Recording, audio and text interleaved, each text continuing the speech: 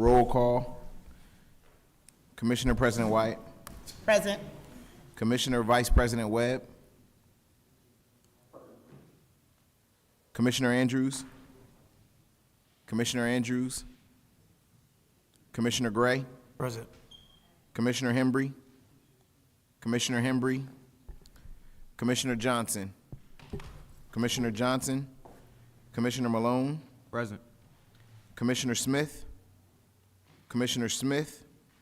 Commissioner Virgo. Here.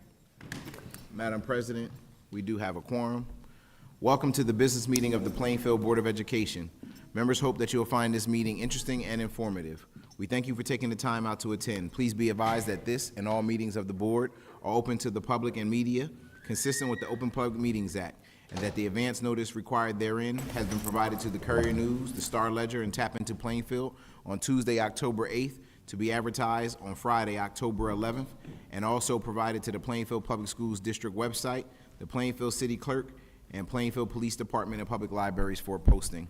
Madam President, let me just note the members of the administration that are here present. We have Mr. Rashawn K. Hassan, Superintendent of Schools, Mr. Cameron E. Cox, Chief Financial Officer, Board Secretary. Let's see, Mr. Williams. Chief Mark Williams, Chief of School Management, Dr. Chief Elizabeth Filipatos, Chief of Student Services, Dr. Chief Jean Gordon, Chief of Instruction and Programs, Chief Carletta Jones, Chief of Human Resources, Chief Bashan L. Hill, Chief of Marketing and Communications, Dr. Chief Danielle Mastro Giovanni, Chief of Equity and School Improvement, Mrs. Hope Blackburn, General Counsel, Mr. Jeffrey A. Morton, Assistant Board Secretary. Madam President. Thank you, Mr. Cox. Welcome, everybody, to our business meeting of October. We appreciate you attending. For those of you here in person and those of you here attending virtually, we appreciate you joining us this evening. I don't have many remarks, just to state that today is our business meeting as well as a board retreat that we will be hosting this evening with our NJSBA reps, Patty Reese and Jeanne Cleary. We'll be discussing our board goals, board governance, and roles and responsibilities. So if you stay, then we welcome you because it is open to the public. Again, just thank you for coming, and we appreciate your time. Mr. Hassan.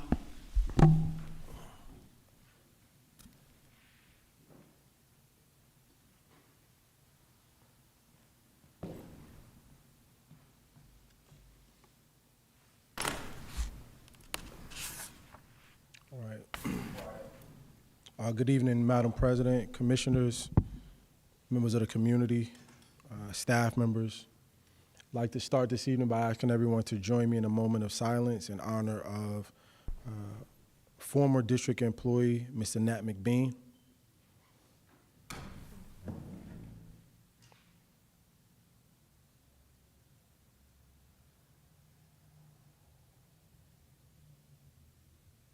Thank you. So again, the district extends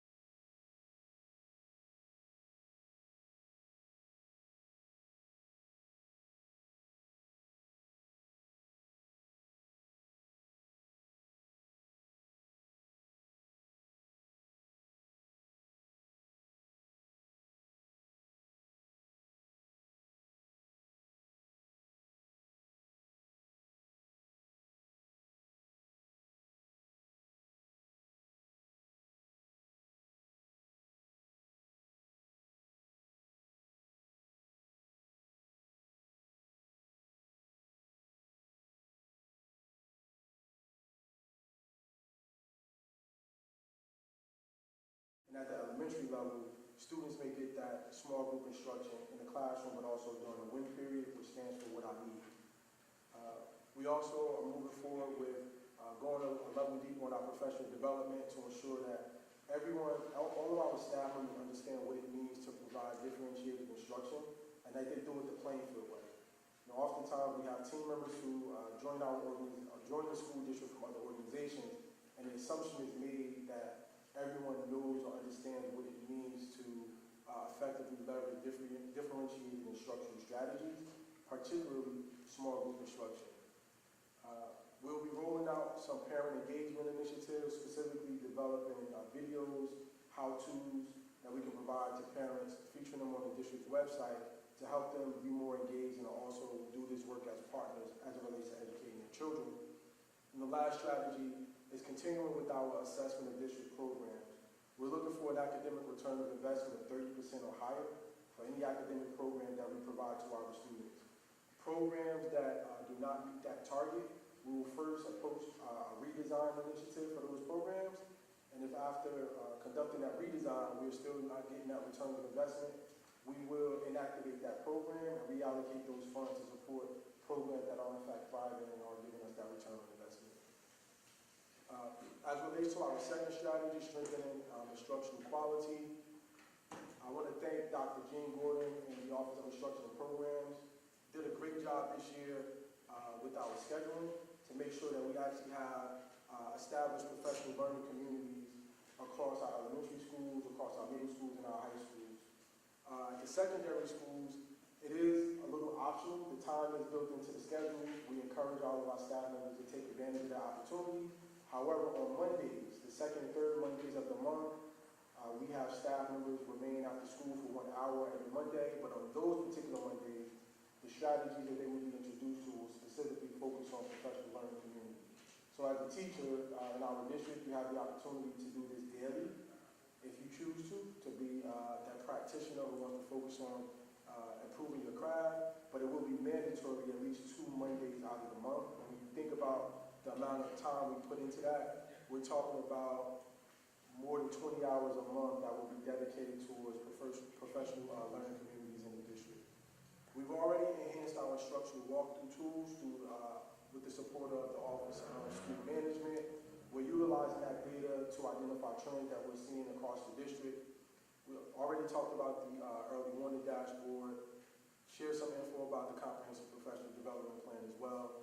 And we continue to provide those experiences by having one professional development day per month that takes place on a Monday.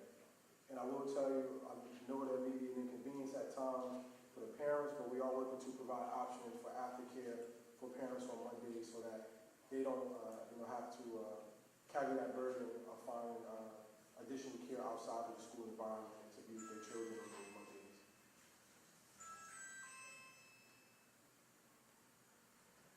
Thank you. Goal 3 is focusing on our curriculum alignment. This is our third strategy. We've already made curriculum adjustments as a part of the audit. We're leveraging cross-subject integration and providing additional activities for our advanced learners. Oftentimes, when we discuss those options, we're usually talking about students who are behind and need additional support, but we also realize that we need to beef up our programs and options for our gifted and talented students throughout the district as well. And the last piece is leveraging the use of technology and digital tools. Goal 2, graduation and secondary success. Here our goal is to graduate 87.2% of students in the current graduation cohort for June 2025 and ensure that 100% of those graduates have post-secondary plans. We're going to strengthen our post-secondary planning and support. We'll continue to enhance our dual enrollment and AP participation. Our goal is to have 20% of eligible students participate in dual enrollment and AP participation. We're going to continue to leverage equity and access and also strengthen our partnerships with local colleges. As it relates to Goal 3, climate and culture, the key performance indicators here are to retain 90% of our staff and also to achieve a district-wide attendance rate of 92% by June 2025. We also want to maintain the great work that we've done as it relates to our culture and climate, which will be evident in the surveys that we disseminate to parents and students and faculty during the course of the year.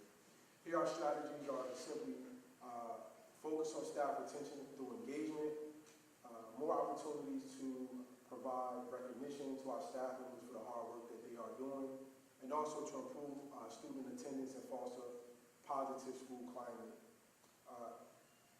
It is a requirement for any school that has a chronic absenteeism rate of 10% or higher to submit a corrective action plan, which we will present to the board for our school district that exceeded that, our school that exceeded that threshold throughout the district, and we will continue to monitor that during the course of the year.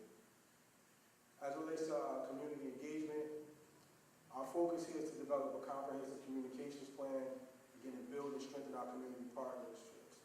So our Office of Marketing and Communications, I think has done a really good job of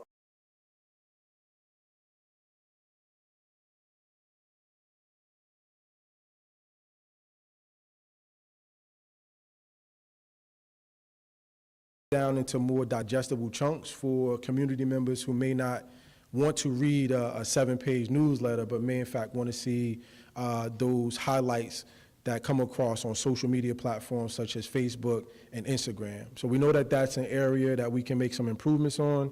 We've already rolled out our two-way communication platform, which is Parent Square.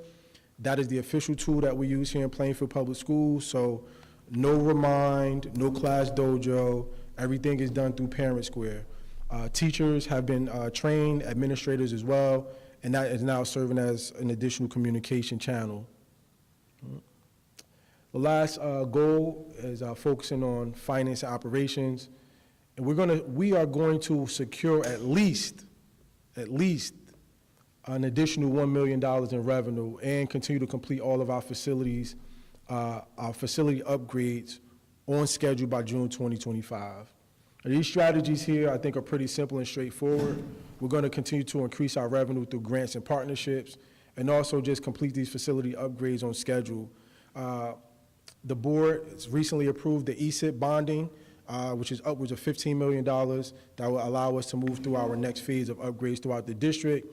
And under the leadership of our brilliant business administrator, Mr. Cameron E. Cox, we're also going to leverage those capital funds to support us as we gain some additional interest, and will help us leverage and also complete some additional projects that we may not have had funding for at the start of the school year.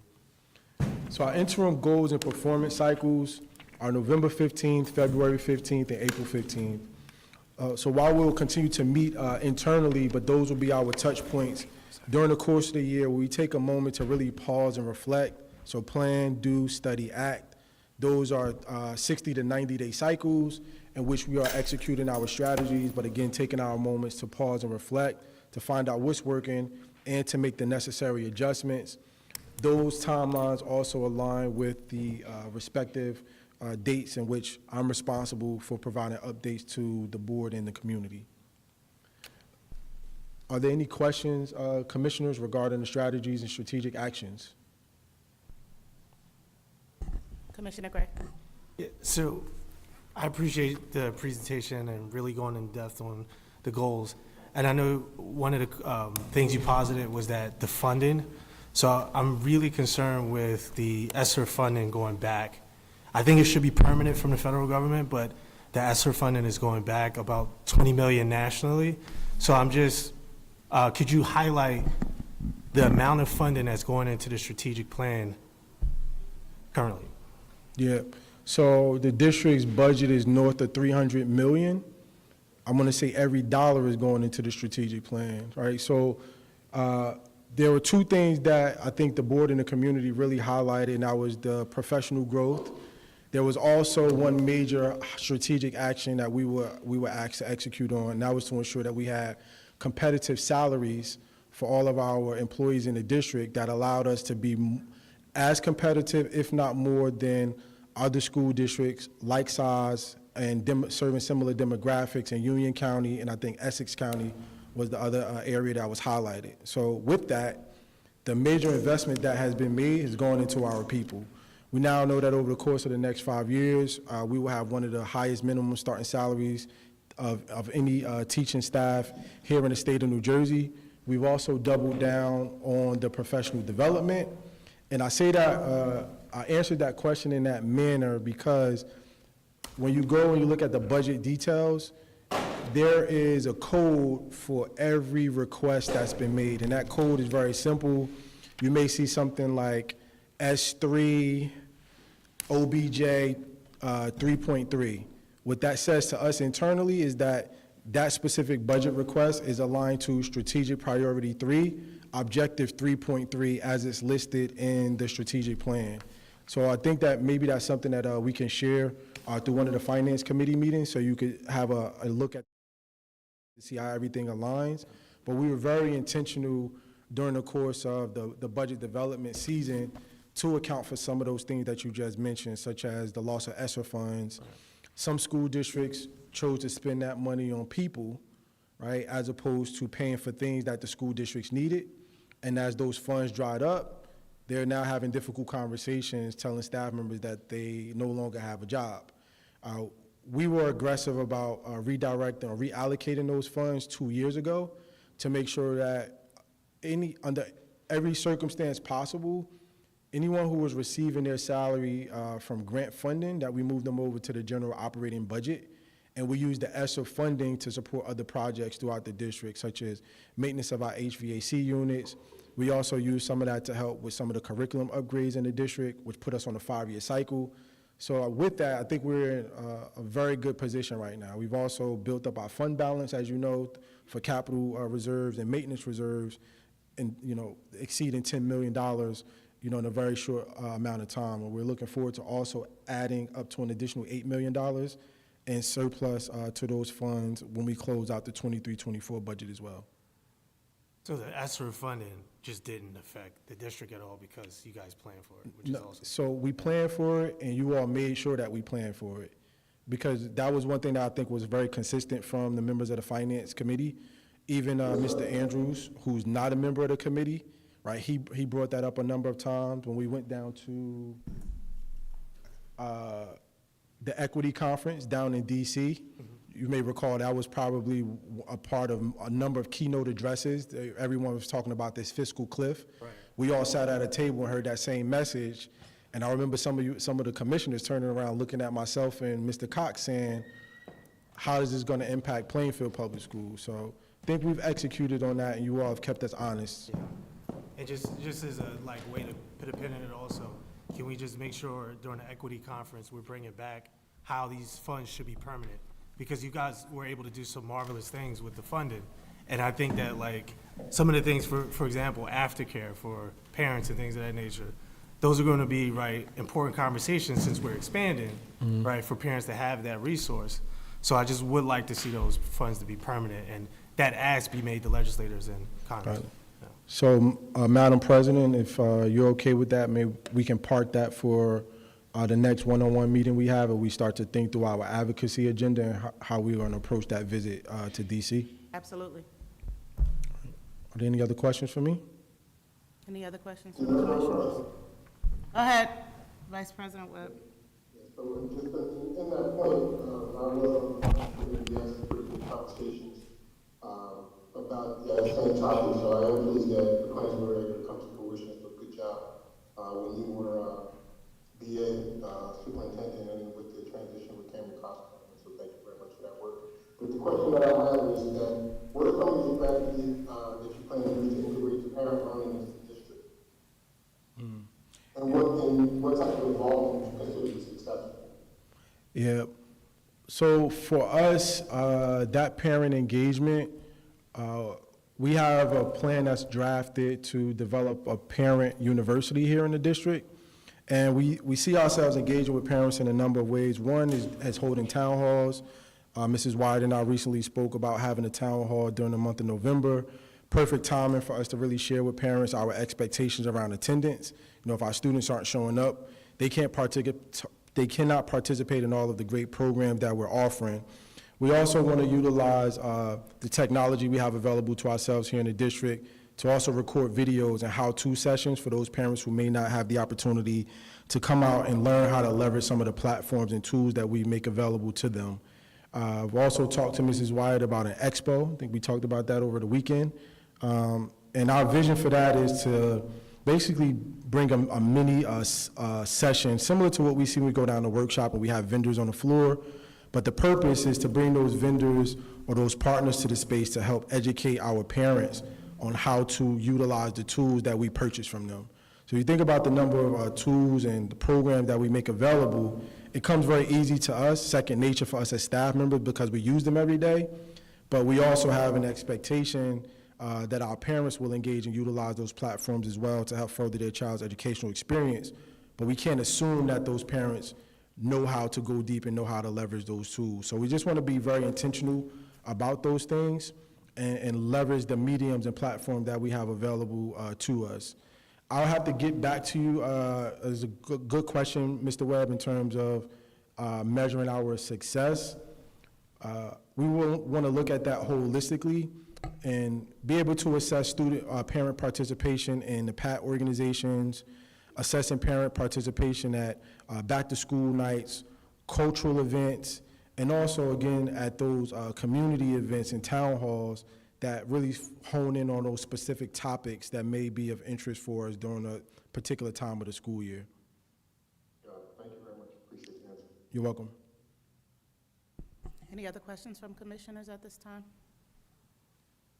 Hassan, thank you for your presentation. You're welcome. And Madam President, we quickly had a few slides on the NJSLA that we go through, or did you? No, perfect. And then I did miss one thing with my president's remarks. We do have the video ready and queued up to be presented to the public once you're done. All right, I'm going to turn this over to Dr. Gordon, Chief of Instruction and Programs, to lead us through.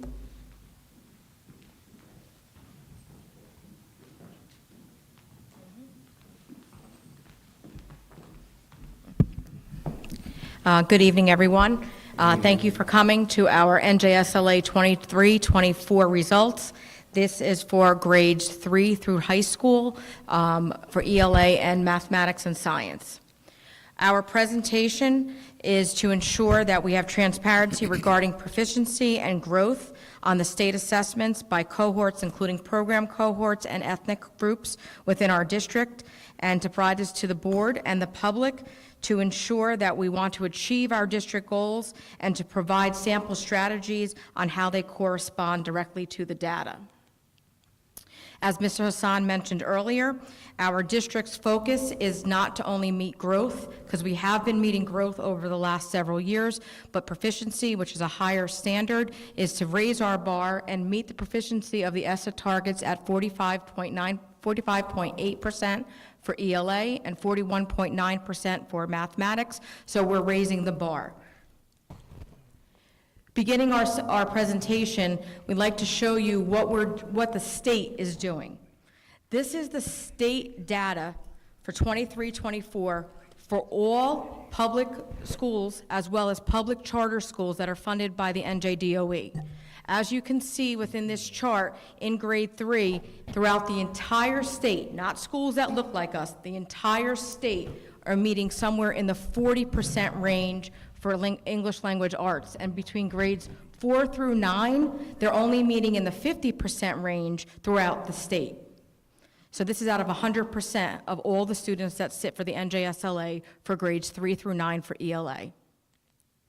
For Plainfield Public Schools, as you could see, we sit about 25% points below the state averages. So we're about halfway between closing the achievement gap. We have a long way to go, but as you could see, we did have some striving remarks here from our 9th graders that went from 25 to 27%. In 5th grade, we went from 20% to 23%, and in 3rd grade, 17% to 18%, and we maintained. We are following the state trends with the results, but we do sit about 25 percentile points behind the state currently. But with our ambitious goal, we are looking to move our stakes even higher. Between 23 and 24, we looked at the longitudinal data. Thank you to Ms. Abada, our supervisor at student data. We were able to look at the trends. So our 3rd graders that were 23 to our 4th graders that they became in 24 had an increase. Our 4th to 5th graders had an increase. And you could see our 8th to 9th graders are having an increase. We're making small chunked increases. We are meeting the growth that the state projects us to meet, but we're not meeting the proficiency. So we're raising the bar, and we don't want to just meet growth, we want to meet proficiency. For our special programs or our program populations, this is a unique slide that we need to understand because students can sit in more than one bucket. So for example, I could be a student that's displaced, that also classified that has some special needs, and also a current multilingual student. So students can sit in more than one bucket. As you can see, we basically maintained and lost a little bit of growth, but with our former Ls, we did have a 9 percentile point increase from 23 to 24. But again, students can sit in more than one bucket, so they are counted more than once. For our ethnicity populations, our largest two populations are our Black African Americans and our Hispanic Latinos. Our Black African Americans increased by 1 percentile points, and we had no loss in our Latinos from 23 to 24. They represent 97% of our population, those two ethnic groups. Similar to the English language arts, we gave you a comparison for math. This is the entire state of New Jersey. Again, public high school or public schools, as well as public charter schools, and the actual results that the state is pushing out. As you can see, between grades 3 and 5, only a range of 40% of the students in the state are passing this or are proficient on this assessment. In 6th, 7th grade, there's 30%, and in 8th grade, only 20% of the state is passing this assessment.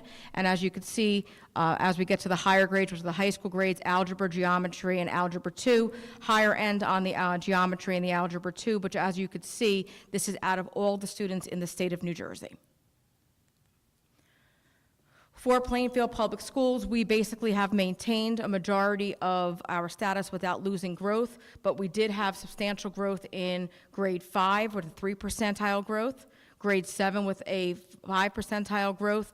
Our algebra 1 went from 31% to 60%, and our geometry, with the help of our math supervisor, Dr. Mila Simmons, we went from 3% geometry to 11% growth for geometry. So we are making the growth targets, but we're not making the proficiency targets as of yet, but our new goal is to make the proficiency targets for the 24-25 school year. As you can see, unlike our ELA, longitudinal data, our ELA was basically little to no growth, little to no loss of growth, but in our math, we did have some loss of growth across the board, where you saw our biggest growth was from 6th to 7th grade. And at the end of the presentation, we will show you what we're doing to adjust our curriculums to maintain and increase these numbers. For our special populations, our students that are deemed homeless or McKinney-Vento students have increased by 5 percentile points, and our former Ls by 10 percentile points, and our remaining subgroups have basically maintained or had very little loss of growth. Again, for our ethnic populations, you look at our two largest populations, which make up 97% of the districts, are African Americans and Black, and our Hispanic students, we had a growth with our African American Black students, and we maintain with our Hispanic Latino students. For science, this is the state results across the board for all of the state, all of the districts, and public charter schools in the state of New Jersey. Right now, currently, if you could see, in 2024, only 28% of the 5th graders in our state are making proficiency, 19 in 8th grade and 28 in 11th grade across the state of New Jersey. So this is not just a Plainfield issue, this is an issue throughout the entire state of New Jersey. In Plainfield, what we've done in the last 2 years is we've actually transformed our science instruction, moving to an open SciAD model, open science model. We did get the largest growth for the group in 5th grade, which is 3 percentile that have been in the 3rd year of this program. 8th grade went from 1% to 2%, but we did have a drop in 11th grade, and the 11th grade drop came to participation. The number of students that participated during that grade level really did hurt us. I'm going to hand this over to my colleague, Venetia Johnson. She's a data specialist for the district.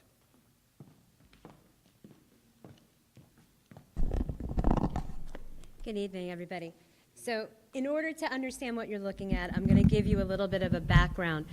The New Jersey Standard Learning Assessment evidence statements detail the knowledge and skills that students must demonstrate according to the New Jersey Student Learning Standards. Every grade level, every content area has evidence statements. So these statements serve as a blueprint for educators outlining key areas in reading comprehension, critical analysis, and text interpretation. By reviewing these evidence statements, educators then understand the purpose of each NJSLA question, align instruction with state expectations, identify specific reading skills needing improvement, and guide targeted interventions for students. The statements cover skills such as analyzing key ideas, understanding craft and structure, integrating knowledge across texts, and that helps to prepare the students for the NJSLA success, but beyond that as well. So we chose the 7th grade ELA evidence statements, and you'll see in a little while why. But this slide shows samples of the 7th grade ELA evidence statements. The blue represents the state, while the green indicates our district. Questions are in order of difficulty, ranging from 1 to 21, frequency of distribution, and the missing dots that you see indicate questions students were not assigned. You'll see on the side there are writing and performance-based constructed responses, those PCRs. The performance-based constructed response and writing tasks are built into the questions 1 through 21. They're not separate. This breaks apart the question, and it may be a multi-point question. They assess students' ability to develop ideas, analyze text, and communicate effectively.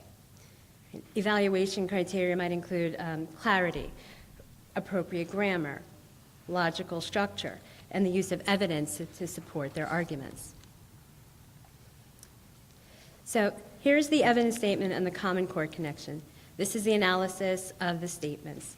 RST, which is the reading, science and technology, reading and writing. The standards are a key focus for grades 6 through 8 with science and social studies text in the ELA assessment. So this slide breaks down the evidence statements by difficulty, the Common Core standard that it aligns with, the domain, meaning if it's literature or informational, or the science and technical subjects. The item type, which is important, that's the type of question it is. You could have an EBSR, which is your evidence-based select response. So that's a 2-part question. Your TECR, that's your technology-enhanced question, the drag and drop, highlight in the text, things like that. And then your PCR is your prose constructed response. That's an on-demand writing piece that's crafted in response to the text that they read. And then the last column is how many students received each question. These details help us to then formulate an action plan for instruction. So the following slides feature bar graphs illustrating what our team analyzed of the evidence statements. We identified the reading, science, and technical subjects, that's the RST again, science and technology and reading and writing standard, as a key focus for 6th, 7th, and 8th grade. You're looking at 6th and 7th there. There were only 21 questions for 7th grade ELA. Of those 21, minus 3, but out of those, 8 of those were RST questions. That's almost 40%. So, which is why we were highlighting the area as a focus. As students advance, they encounter more complex science-related texts in language arts assessments, so that's highlighting the importance of this cross-curricular and interdisciplinary teaching.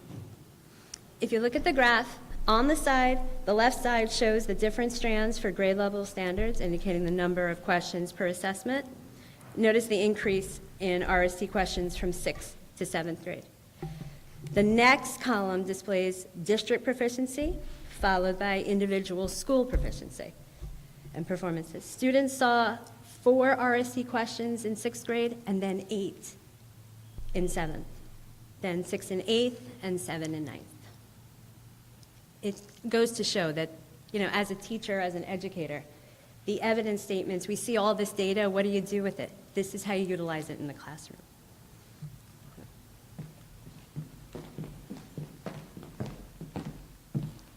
Good evening.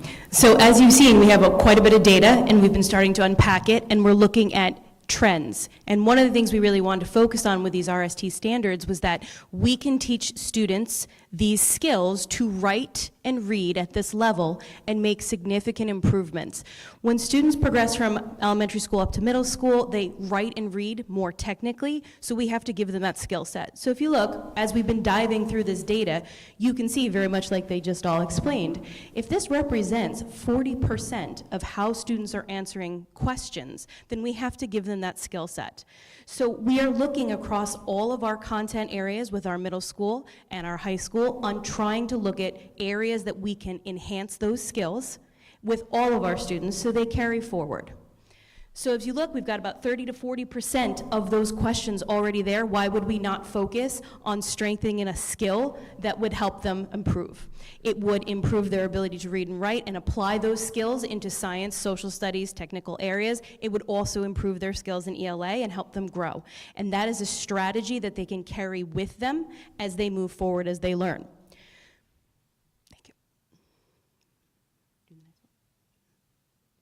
Thank you. So as you can see, the multiple content areas, we are collaborating together on different strategies for writing protocols, talking protocols, so we can close that gap in ELA, but also use those skills as we apply them into science, social studies, and math, so that when students are receiving those technical questions, they have a skill set on how to apply that. We are also looking at all of our pacing guides and our curriculums, making sure that they are aligned, and now focusing in this area to make improvements all over. And if you really look, this will help us with our Aubrey dashboard. It will help us with everything that we're doing with our benchmarks to actually really kind of deep dive to see the progress in that area towards those skills for the success of those students.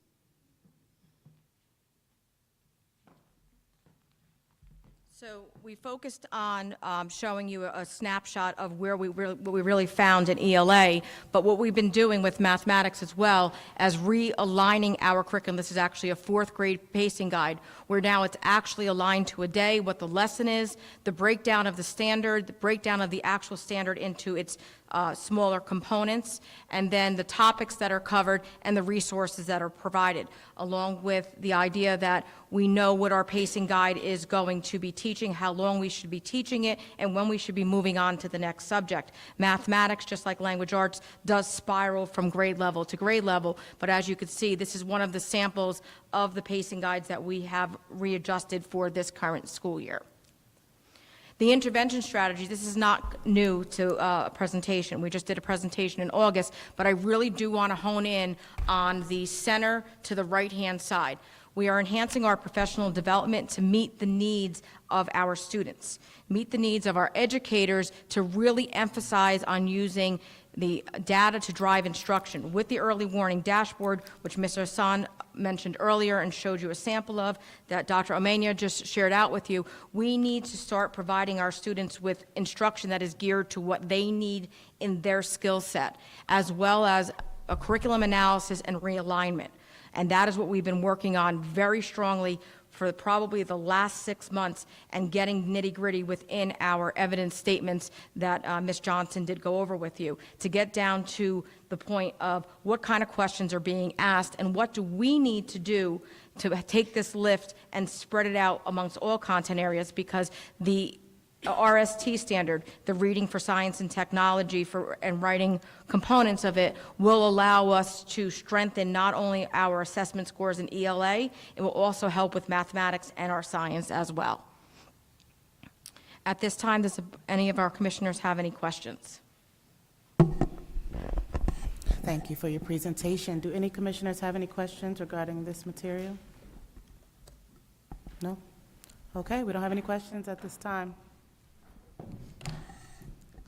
All right, and now we will go back to my president's remarks to display the highlight video for October for Plainfield Public Schools. Nick, can you cue that up, please?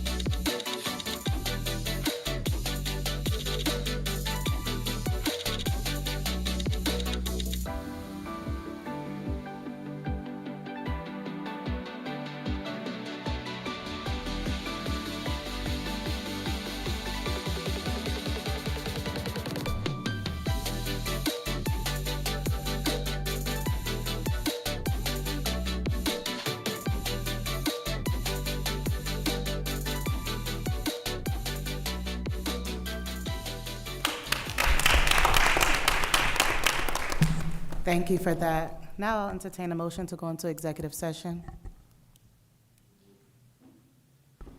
Do we have a second? It's been properly moved by Commissioner Andrews and seconded by Commissioner Malone that the board now retire into executive session. You heard the motion. Are you ready for the question? There being none, all in favor? Aye. All opposed have the same right. Motion carries. The board anticipates being in executive session for approximately 20 minutes.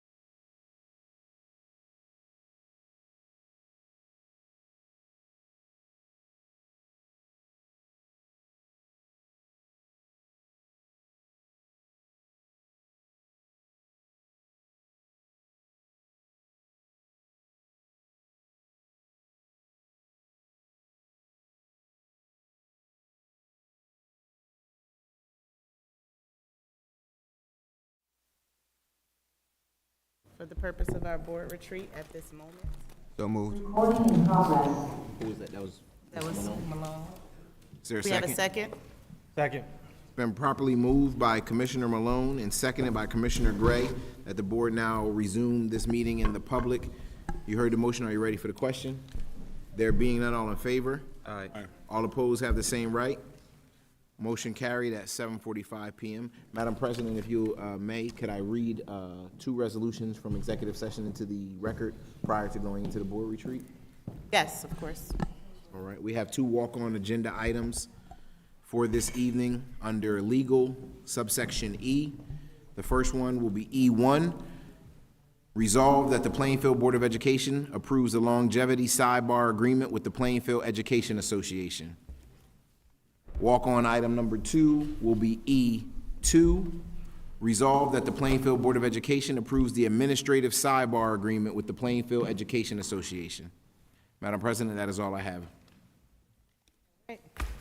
Thank you. And now we will have our reps from NJSBA, Jan Clary and Patty Reese. You may now have the floor. About to do it right now. Yep, Yes. it's Nick, already can you queued up. cue the- Oh, What would you like first?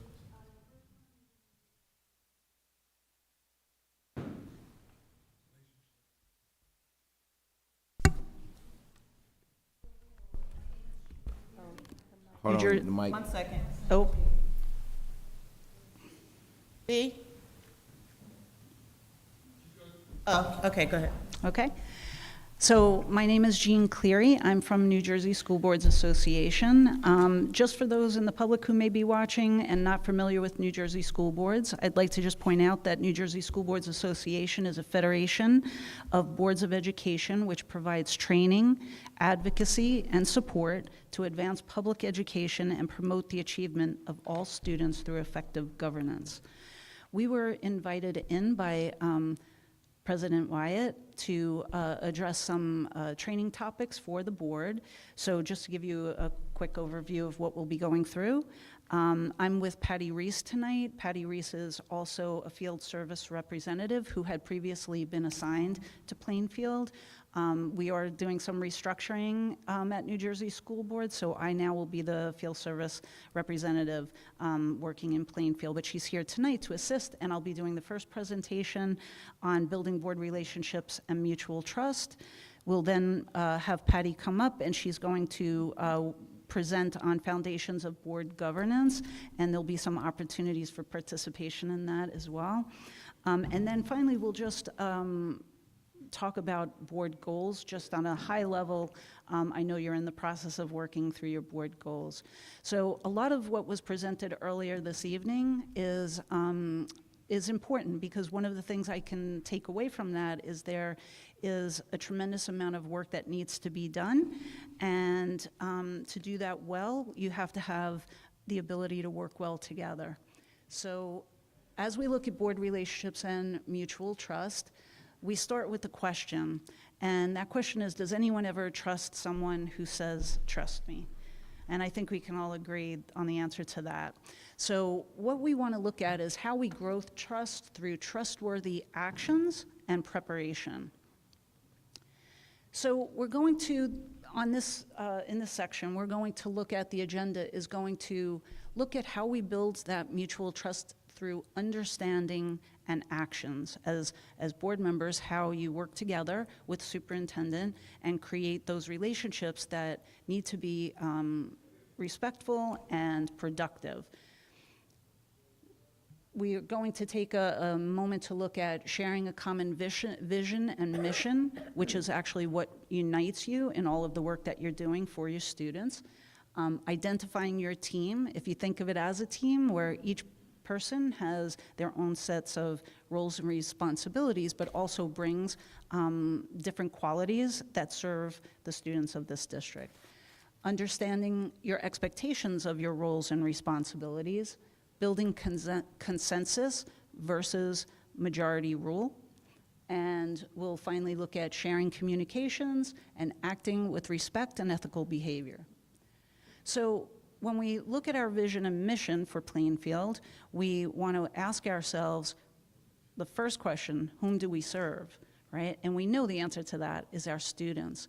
So we want to be reminded that it is okay if we sometimes disagree on an item, a topic, but to always be bound together by the vision that you hold through your strategic plan for your students. So where do we want them to arrive, and how are we going to work well together so that we can help get them there?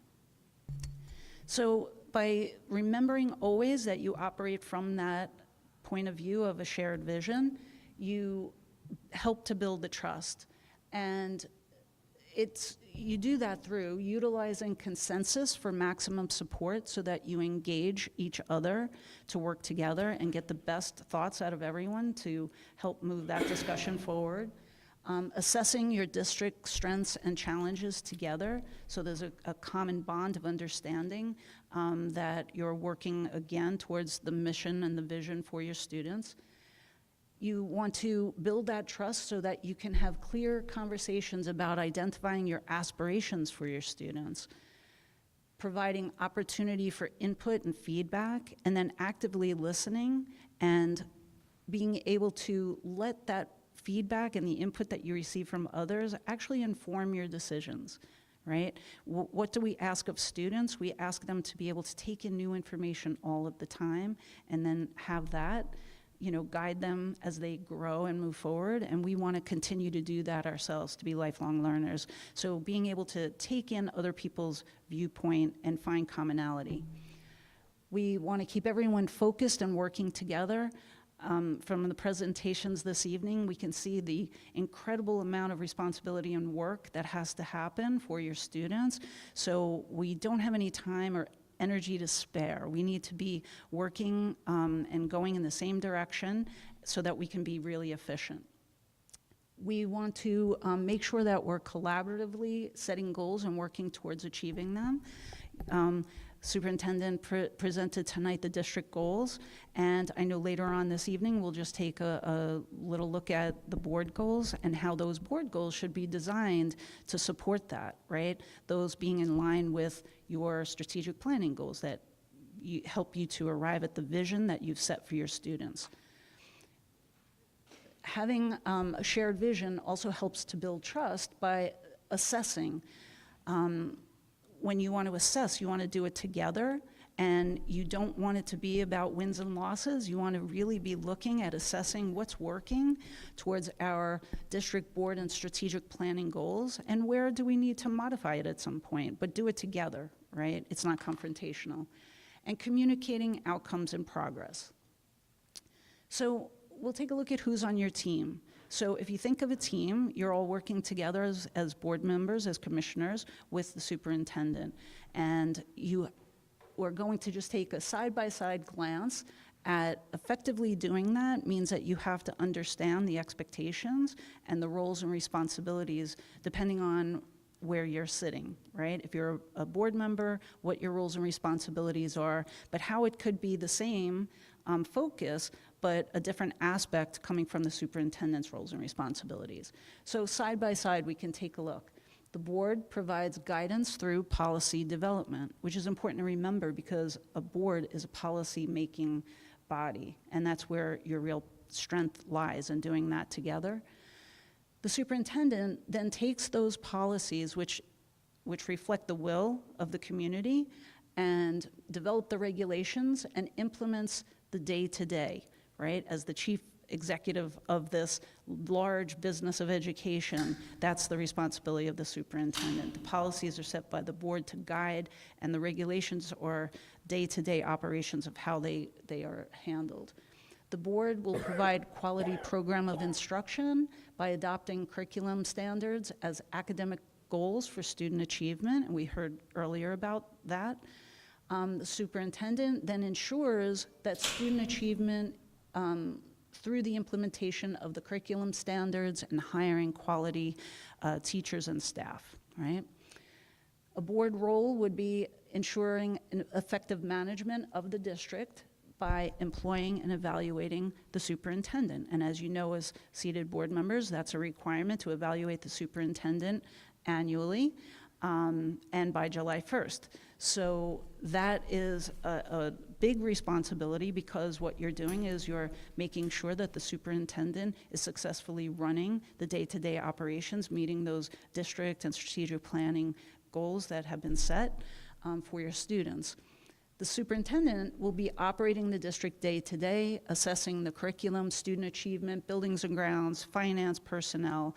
That's all the running of the day-to-day operations, and that falls to the superintendent.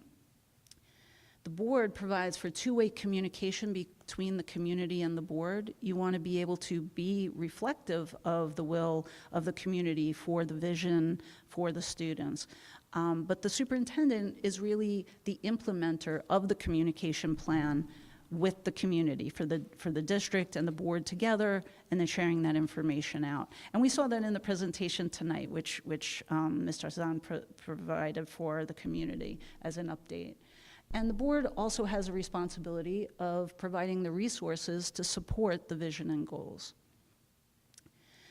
So when we look at consensus versus majority rule, we know that, in effect, votes fall to, that's how we operate, sometimes on a majority, and it's efficient. But consensus is what really builds trust. And it's a longer-term accomplishment to build trust, to work together, to put more effort in up front, and be in an environment where everyone is participating equally, and having the opportunity to share and participate. And when working together, if you have a disagreement, to really commit yourself to taking steps like trying to paraphrase what the other person is saying, which indicates that you're really trying to understand that person and the place that they're coming from. What you always want to remember is you may be arriving at it different ways. You might have different lenses and perspectives based on your experience, but again, remembering that you're all sharing the vision that you have for your students. So we want to operate in that way, that you're operating with goodwill and then building consensus. Let's talk it out. Let's find the common ground that we have so that we can move forward efficiently. And by doing that, that allows for individuals to understand the other side at times of something that they weren't familiar with.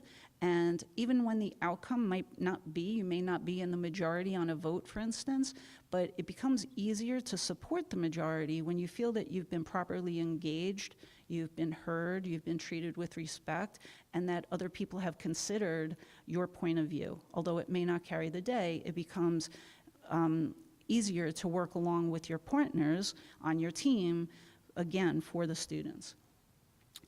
So on this slide, which might be a little difficult to see, and I apologize, but it's, I have to give credit to the Center for Management and Organizational Effectiveness. And basically what it's pointing out here is, from the bottom to the top, is that effective communication between team members is at the heart of productive teamwork. So not just work, but productive teamwork. And when teams seek to understand each other's concerns, naturally respect will flourish, right? When you go out of your way to try to see something from a different point of view and understand it better, you don't have to agree with it, but it's important to make that effort. You have that respect that flourishes in those talks and in your relationships with each other. Team members who show respect and consideration for the values and perspectives of others naturally create trust. And high levels of trust, teams that create high levels of trust have the synergy to accomplish ambitious goals. And from everything I've heard and read about Plainfield, that's what you're all committed to, ambitious goals for your students. So having that trust leads to high performance results and meeting your vision for your students. So as we said, communication, respect, and trust are really the most important aspects of relationships. And we do have to consider, though, operationally, what that looks like. Does everyone on the board understand the protocols that are in place for good, effective communication? You can ask yourself, we've all experienced at times where we feel like, How did I not get the memo? You know, you show up somewhere and everybody else seems to be on the same page and you feel a little left out. By not having good communication protocols that everyone understands and knows how to go about approaching each other or approaching the superintendent or a staff member maybe for additional information, what does that look like? Does everyone know how to do that so that everyone is treated fairly and it's efficient for staff to respond? And it provides, by keeping everyone engaged, it provides an opportunity for other people to learn, right? If you ask a question, someone else can learn from that answer as well. So you want to make sure that those protocols are in place and everybody's abiding by it. And we need to also have a team focused on building and maintaining trust, because that will allow you as a team to then to be focused on issues which serve your students. You'll have less distractions, and there are plenty out there right now. You'll be building inclusivity, not only for each other and your perspectives and thoughts, but also setting the model for what we want to see in all of our students as well. When you're committed to building and maintaining trust, it also improves your governance, because you can have more open, honest conversations with each other. There's no one that's an expert on all. And if you're in an environment where you feel you can trust the other people around the table to say, I need a little bit of extra help on that, I don't really understand that well, or I would really appreciate training in that area, that will lead to good things for the students of the district, because you're taking your responsibilities and your roles seriously and always looking to continuously improve and work together. So you need that trust to feel comfortable sometimes, to raise your hand and say, I'm sorry, I didn't get that, could you help me with that? It helps you to find a broader range of solutions, because you're engaging more people who may have different perspectives that you can learn from and continue to work together. There are really no simple problems in a school district, so we need everybody's best thoughts and efforts, and you need to feel comfortable to put those forth. When you have trust, you'll be able to have transparency to continue to maintain that trust.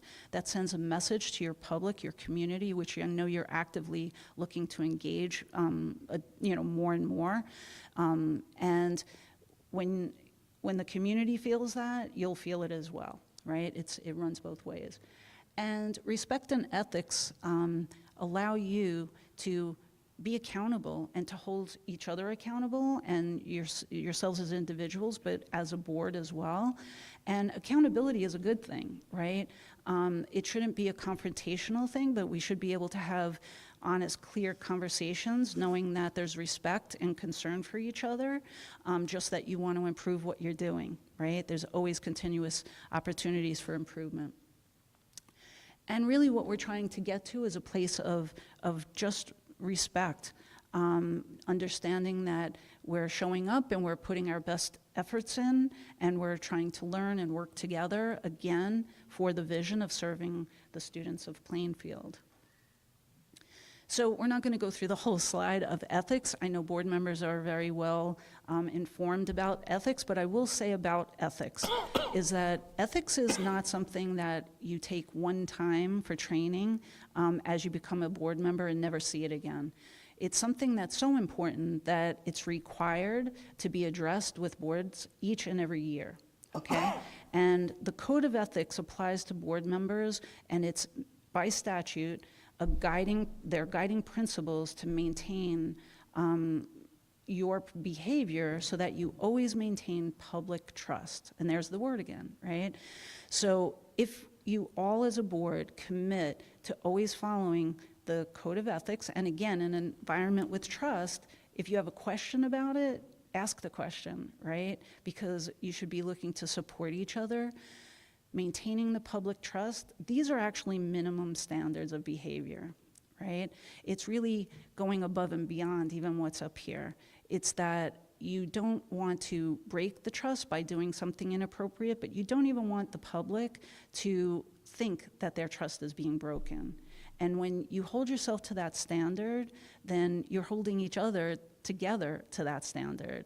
And that will lead to more open, trusting dialogues about the things that you really need to work on together, because it's such a huge commitment to serve the students of your district. So Ken Blanchard's ABCDs of Trust says that trustworthy people are able, believable, connected, and dependable.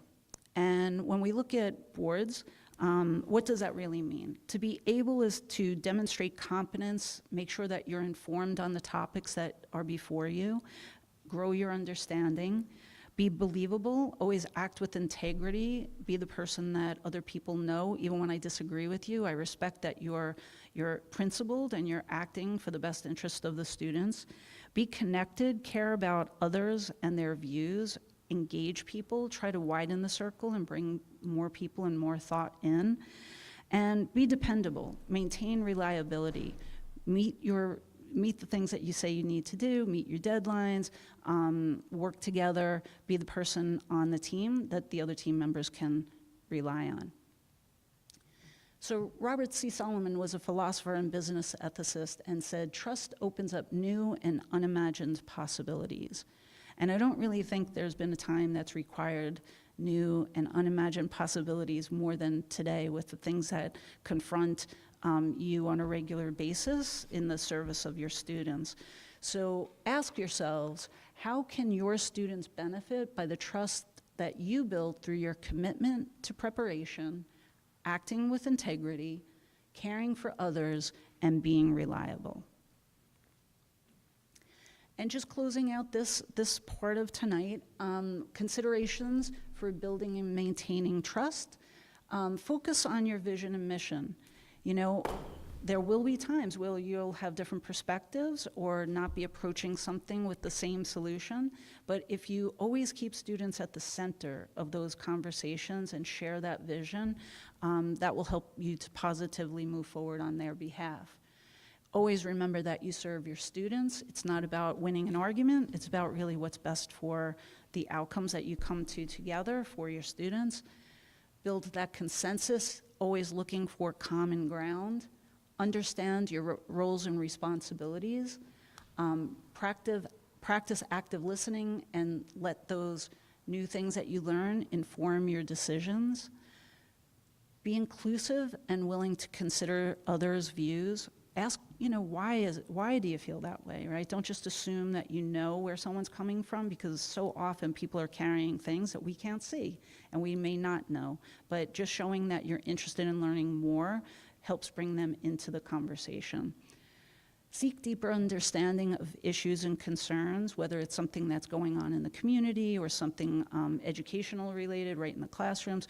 It's okay not to know, but educate yourselves, lean on each other, take the trainings, do what's necessary so that you can be in the best position possible to serve your students. And always be prepared and meet your deadlines. So I'm happy to take any questions, or if you want to take a moment to think about that, Patty Reese is going to come up and go over the foundations of on our next slides. Okay. Thank you, Jean. Do we have any questions from board members on the first subject matter that was presented by Jean Clary? No questions? Everybody understands? Okay. I know a few of us saw part of that presentation already, but in case any other commissioners. All right. All right, Patty, go ahead. Well, like Jean said, thank you for having us in tonight to provide you with some training to help in your board governance skills. This section, we're going to talk about briefly about the foundations of board governance. We'll just go from there. We're going to start with a question. And this is really a good explanation of the differences between the roles of the superintendent and the board. So how many board members does it take to change a light bulb? 0. Just shout out the answer. Anybody? There you go. It takes none. It's up to the board to say, let there be light, and then it's up to the superintendent to decide if that light will, what kind of light there's going to be. If it's going to be fluorescent, solar, or neon. Then it's up to the board to approve the purchase of the light bulbs and evaluate the quality of the lighting. It comes back to the CSA, the superintendent runs the district, and the board makes sure that the district is well-run. There are four main functions of a Board of Education. The first is you're a policy-making body, so your first function is in policy development. Well-crafted policies minimize the ambiguity, and I can never say that word on the first time, the ambiguity between the board and the superintendent, and provides guidance for how staff will handle issues. You're also one of your functions is in planning, and by adopting standards and setting goals for a program of quality instruction. You also are involved with the oversight and appraisal of the district, and you do that by the effective management and by employing and evaluating your superintendent. And as Jean said, communication is a big part of trust, but it's also a big part of what you do with your community, and you provide for two-way discussion or communication between the board and the community and the district. So this is a setting the stage. This is an in-depth. We're not going to go through every single piece here, but basically the superintendent, the board determines the what of the district, what you would like to achieve. The superintendent's job is to figure out how to achieve that, how to get to that end. And so if you look at just some of the differences, even in between what the superintendent does and what the board does. Again, it comes down to the superintendent runs the district, the board makes sure that the district is well-run. So that requires that the board determines the what with input from your community and certainly with input from your administration, and then the administration determines how they will accomplish that. So, it's important for everybody to stay in their lane. Again, the lane of the board is determining the what, but there can be an impact of when you do overstep or go out of your lane.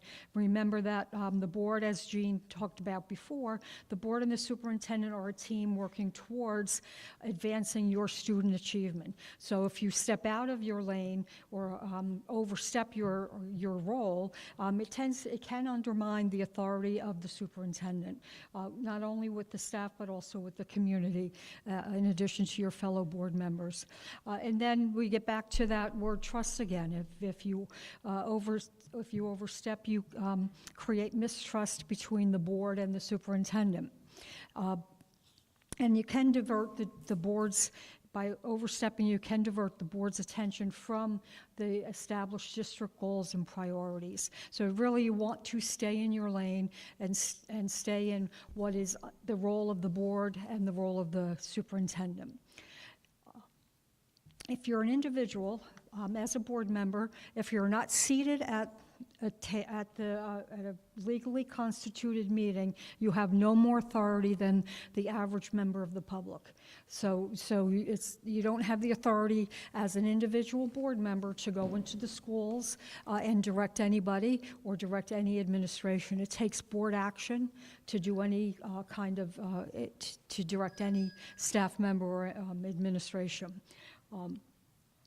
You cannot make decisions for the board. You don't speak for the board as an individual board member, and you take no actions unless you have been authorized by the board.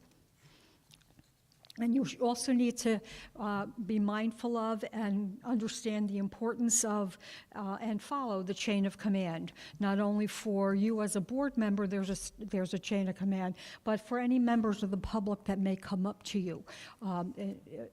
to refer them to the chain of command. The chain of command is in place for a reason, to work on the problem at the inception, at the early stage. And we like this: keep calm and know your boundaries. Know that you're a board, and you only have authority as a board when you're seated at a legally noticed meeting with a majority of the board members present. And that you are determining the what of the district, the what you want your students to achieve, and your superintendent is determining how they're going to achieve that. So we have a few roles we're going to go into. This is the interactive part. In the PowerPoint, I think that you're going to get tomorrow, there are 10. We're not going to go through all 10, but there will also be an additional handout that talks about the answers to these. So the slides don't have the answers, but the handouts do. I apologize, this allergy season kills me every year. So we're going to read each of the scenarios, or I think I'm going to do 3, each of the scenarios, and just describe the actions and whether or not they are appropriate behaviors for a board member, and why or why not. So we'll talk about this first one. The Board of Education has successfully passed its elementary building referendum, and construction on the school has begun. A board member who runs a large construction company has begun visiting the construction site every day to speak with the construction manager and check on the progress of the project. So the question is this the role of a board member? I see some shaking of heads, as to no, not shaking yes, shaking no, and you would be correct. And some of the answers, the explanations bring this back, and Jean brought up the ethics, the code of ethics, and some of these relate back to the code of ethics. So if you read the code of ethics, there's potential ethical situations. I won't say violation, but it makes it rape. So if you go on to there's 9 tenets, I think, or 10, A through I believe. So this is a no, because you have to confine your action as a board member to policy making. This is not policy making. You're also not supposed to administer the school. This is the job. Talking with the construction manager is the job of your staff, of your administration. And the authority rests with the full board, or a board at a meeting, not an individual board member. Oh, I thought I could get through it. I'm not going to do that one, but we will go through, 5. So we're going to look at 5. The Board of Education holds its meetings on the first and third Tuesday of the month. Board members receive their packets on the Friday preceding the meetings. A board member, in reading his packet over the weekend, believes that he has found an error in one of the proposals that the board will vote on Tuesday. To make sure that everyone on the board is involved, he decides to wait until the meeting to point out the error and ask for clarification. Is that his role? It's a little harder than the last one. Yes, but Bob should do it earlier and sooner, the Bill Trust. Anybody else? I believe Bob, as a member of the board, can actually ask that question of the superintendent for clarification. Then it still can be addressed in front of the public and in front of the full board. All right. And actually, this is a no. It's not their role, not because it violates any of the ethics, the code of ethics, but that it shows a lack of teamwork, and that the board member should have contacted the president to identify that and have that conversation. That doesn't mean that you can't ask the question in public, but you really don't want to blindside the president or the administration by coming up in the moment. And if you let everybody know ahead of time what you have found and get an explanation for that, then if it is brought up in public, you give your administration the opportunity to have a thoughtful answer and not answering in the spur of the moment, which sometimes is not a good way to do because you don't have all the facts present. So it really is a no for those reasons. 1 second, Patty. We have a question from. Yeah, Patty, if I can ask a question, I think I heard you say, and I just want to make sure that it was clarified, that I heard you correctly. Your recommendation then in that kind of a situation is to funnel those kinds of questions through the board president? Because that's what I think I heard you say, contact the board president, and that would be the appropriate process. That is, in this scenario, what the recommendation is, but then that doesn't take into account the board norms, right? So what are the standard, what is the standard way that your board handles that? Is it to go to the board president, or is it to go to the superintendent or BA, or is it to go to, if you have a whatever committee that is, I'm thinking a proposal, if it came through the finance committee, is that what your board typically does? That's the recommendation based on, it's broad, but again, take into account what your board does, what happens, the standard that happens for your board. And every board has different norms of how they contact and what they do. But the ultimate answer is not to blindside anybody at a meeting by bringing that up, to give people, whether it's the chair of the finance, the board president, or your administration. Usually to go to administration, you like to, it's recommended to go through your board president, because if 8 board members constantly were contacting your administration, they might not be able to get through the job that you're paying them to do, the day-to-day operations. We'll do one more, number 6. This board member has received multiple calls complaining about the behavior of a teacher at the middle school. Although she refers each of the callers up the chain of command, she also calls the superintendent to alert him to the issue. Is that their role?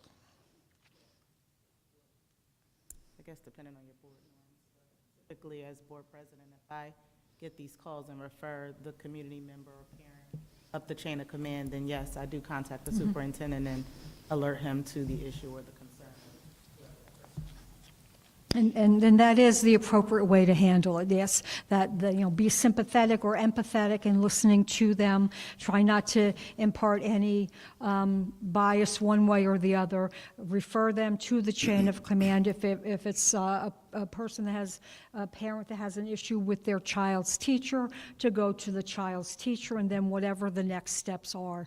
And then always inform your superintendent that you got that question or you got that concern and you told them to go to the chain of command, just so they're aware of what might be coming up their way or not. Hopefully it can be settled or taken care of with the child's teacher, or at least at the building level.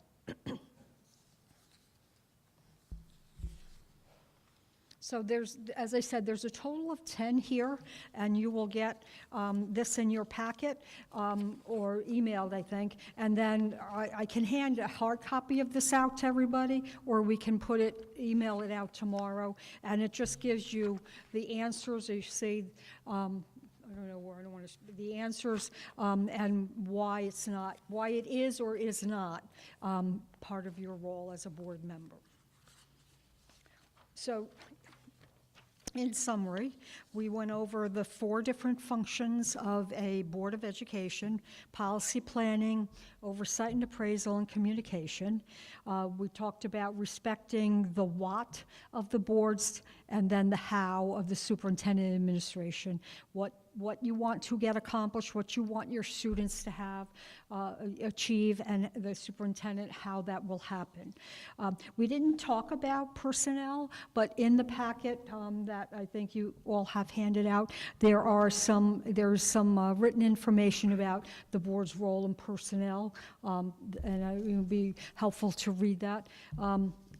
Through that. And as we talked about, a Board of Education is a team sport. It's you and the administration. And, you ran for the board. You may not like everybody on your team, but you chose to be on that team, and the community chose you to be on that team. And it really does work in the best interests of your students to work together as a team. It doesn't mean you agree every single time on every single issue, but healthy debate is not always bad. But you are a team, and your function is to be there and help your students achieve all that they can. And then always communicate back to your community, bring your community's communications back here. And that is, if anybody has any questions. Thank you, Patty, for that. We appreciate that. I just have one question, and this is kind of ties everything together.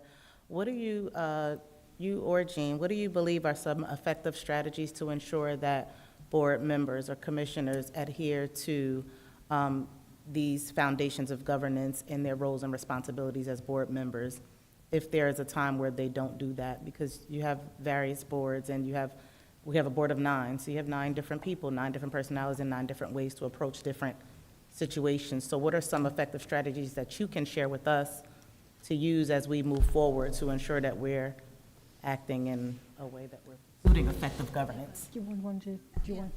Yeah, so, Go.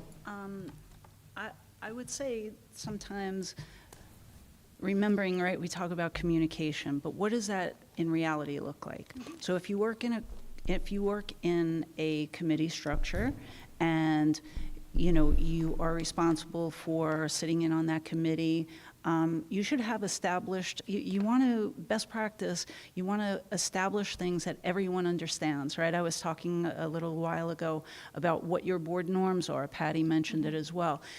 Not assuming that everyone knows that, but actually putting it down, putting it into your bylaws, sharing your bylaws, taking time to read them and review them, but then setting some good, efficient ways of operating. So when you set your calendar for your committee meetings, you have to give time so that the committee chairperson can write the report, and you can indicate that report should be done in however many days you agree to, so that it can be distributed to the rest of the body, right? Because the goal is, right, we want everyone to be successful members of the team.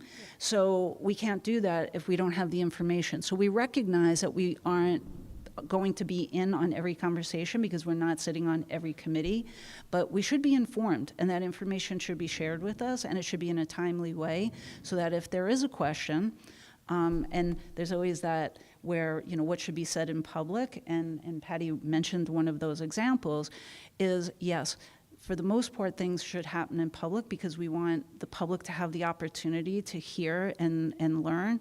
But if you're just asking a clarifying question on something, that's not the same, right? So if you're trying to say, "Ooh, I think that might be wrong in there, is that right?" It gives, that's okay to ask ahead of time so that you're best prepared when you come out in public, because that serves everybody well. Confusion doesn't serve your students, right? So good practices of finding best practices of, okay, let's look at those calendars of those committee meetings. Let's look at the process we use to communicate with each other so that we're all best prepared. Those types of things. And when you look at maybe areas that you're sometimes seeing that you're bumping into, right? Identify it and say, like, okay, this is maybe why this is happening, but what do we think as a group we could do that, or suggest that? Say, like, I see that we're having a problem with this, but I think maybe if we do this. And anyone could suggest the improvement, right? And that's important also, right? Going back to building a community of trust where everyone is engaged and wants the best, right? I can recognize you all want the best for your students. So sometimes we have to be willing to put an idea out there, but others need to hear that idea and recognize that it's being helpful, right? And then you could decide as a group, what is that established norm? And I can't say it enough, but write it down, right? Because you as sitting board members, even if you've been doing it a while, things change, other things pop up, new members come on the board. You might be assigned a different committee than you've been on in the past, right? You don't want to have to keep revisiting how we do it or making anyone feel left out. You want to give everyone a fair opportunity to understand how the process should look and be efficient, right? Because there's an incredible amount of work that was shared with us tonight from all of the staff who presented and the superintendent, and we need it to be running efficiently, and we need to understand that we can hold ourselves accountable and each other accountable, right? Be the person who's on time and prepared before you're going to hold someone else accountable for not being on time and not being prepared, right? So it's just that best practice of how we would like to be treated is to treat other people that way. I hope that answers your question. Thank you. No, it did. And I know you and I discussed plans for working collaboratively to ensure that we get some good onboarding practices and the strategic governance Yes. plan that I talked with you about. So I think that that will help as we work together to develop that Absolutely. for the board. I think establishing those norms, and like you said, you can't assume that one particular board member knows. So That's making right. sure that we establish those norms so that everybody is aware. And as And we get also- new members on the board, that they're aware and onboarded Absolutely, appropriately. because you want to be prepared for any new members coming on. Yes. But also giving all members an opportunity to say, what are you finding as individuals that you're struggling with, that you're having a hard time with, right? Because we want to be spending our time finding solutions to things that are really things that need our attention and not just something that, one person thinks is a problem. It might need to be addressed, but we want to put those things in the order that they deserve for our attention, right? So if we're okay, I would like to just go to have a brief discussion about the goals that you had, the goal Yes, setting. yes. Okay. Do we have any more questions before we head to that? Okay, go ahead. Okay, so in the packets yep, thank you.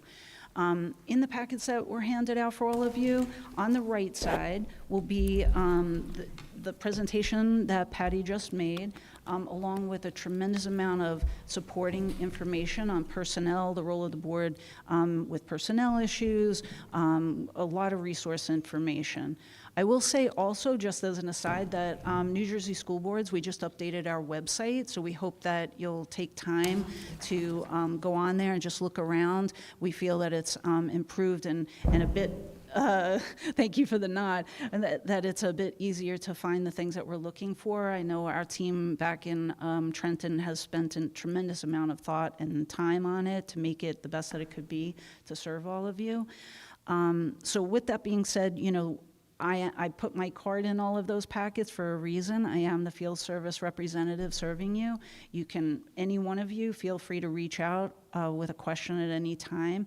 If I don't have the answer, I have a staff of people from different departments, governance, policy, legal, that, are there to help you. So please don't hesitate if there's something else. But we did have a conversation about goals, and I know that you shared with me where you're kind of at with those goals. I think just on a high level, I won't take too much time just to tie it all together, because we're so happy to come behind what you presented this evening, referencing strategic planning goals, the district goals that were shared this evening, and it's really a cascade of those goals, right? You have those multi-year strategic planning goals that want to address the vision that you have for your students. The district goals are determined by the superintendent and administration with the board to say, okay, these are annual, what are we going to do this year towards going forward in that direction? Then the board goals exist. Now, the board goals should be crafted to, within your roles and responsibilities that we talked about, help to serve meeting the district goals, right? And then the other part of board goals should also address your governance, right? How you are operating, what you may need more training on, so that you're best prepared to be governing and be that oversight body for this district, right? So on the left side of the packet that was handed out, there's a flyer just reminding everybody about SMART goals.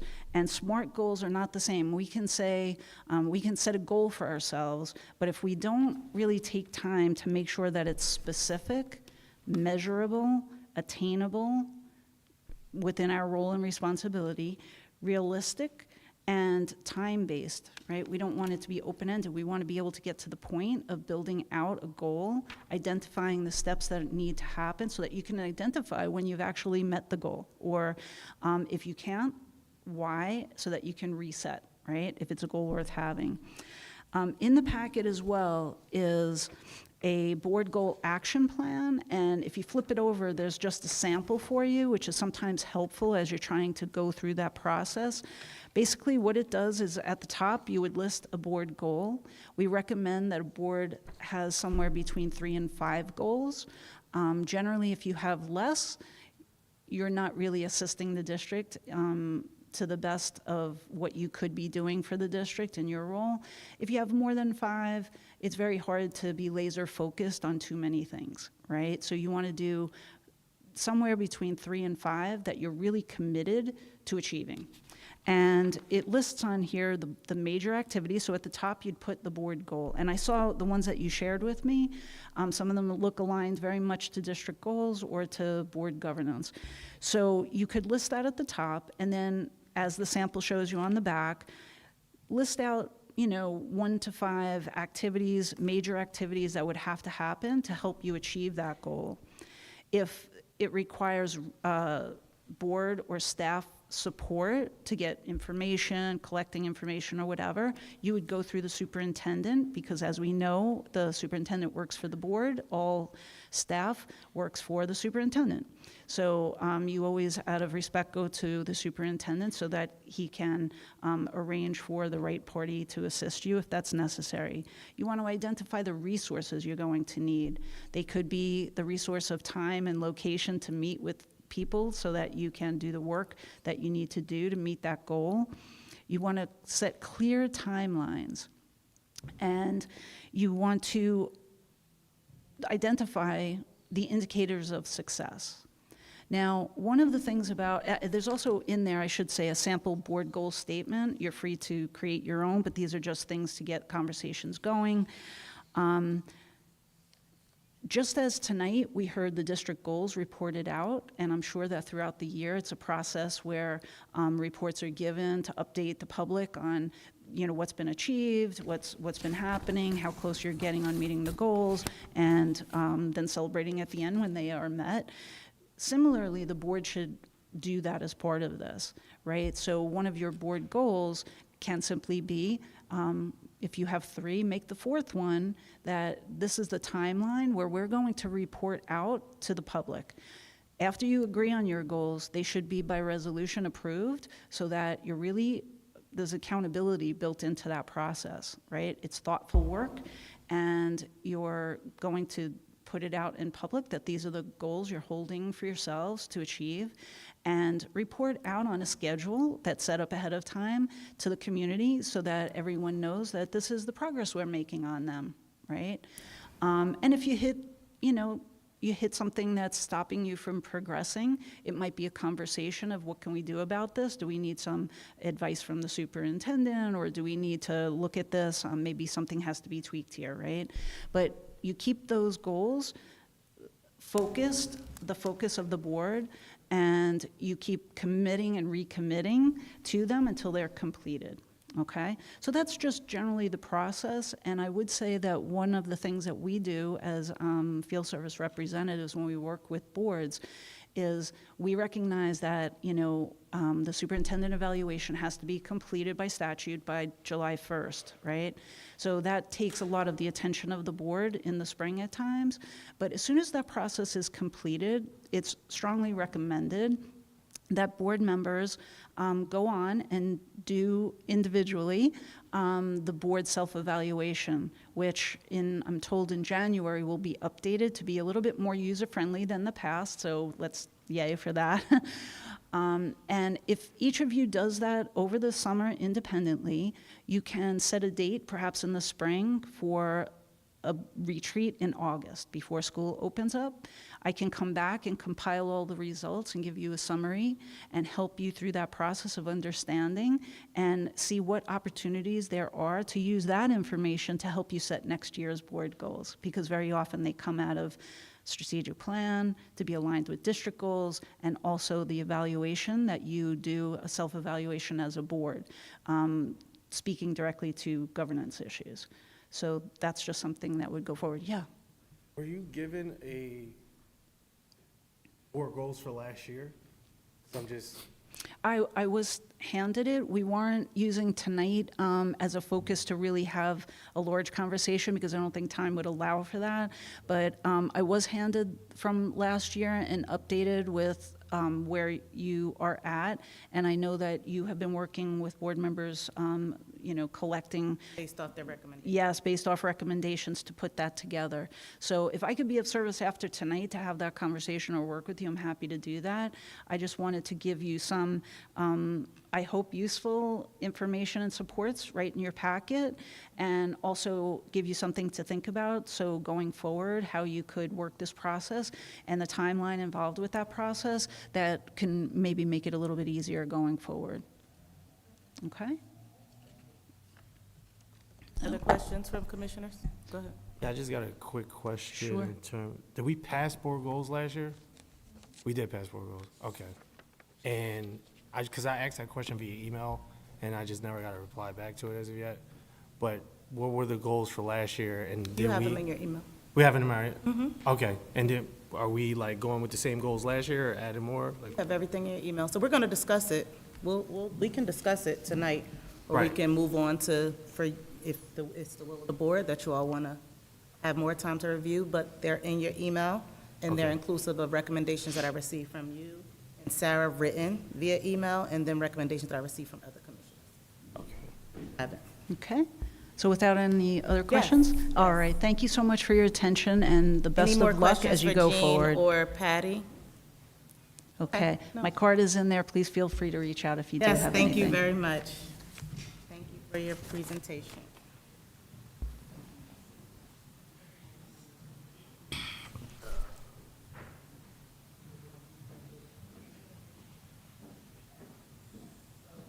Just,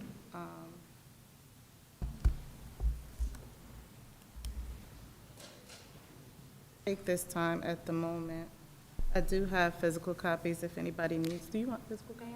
Yes, I know you need physical copies.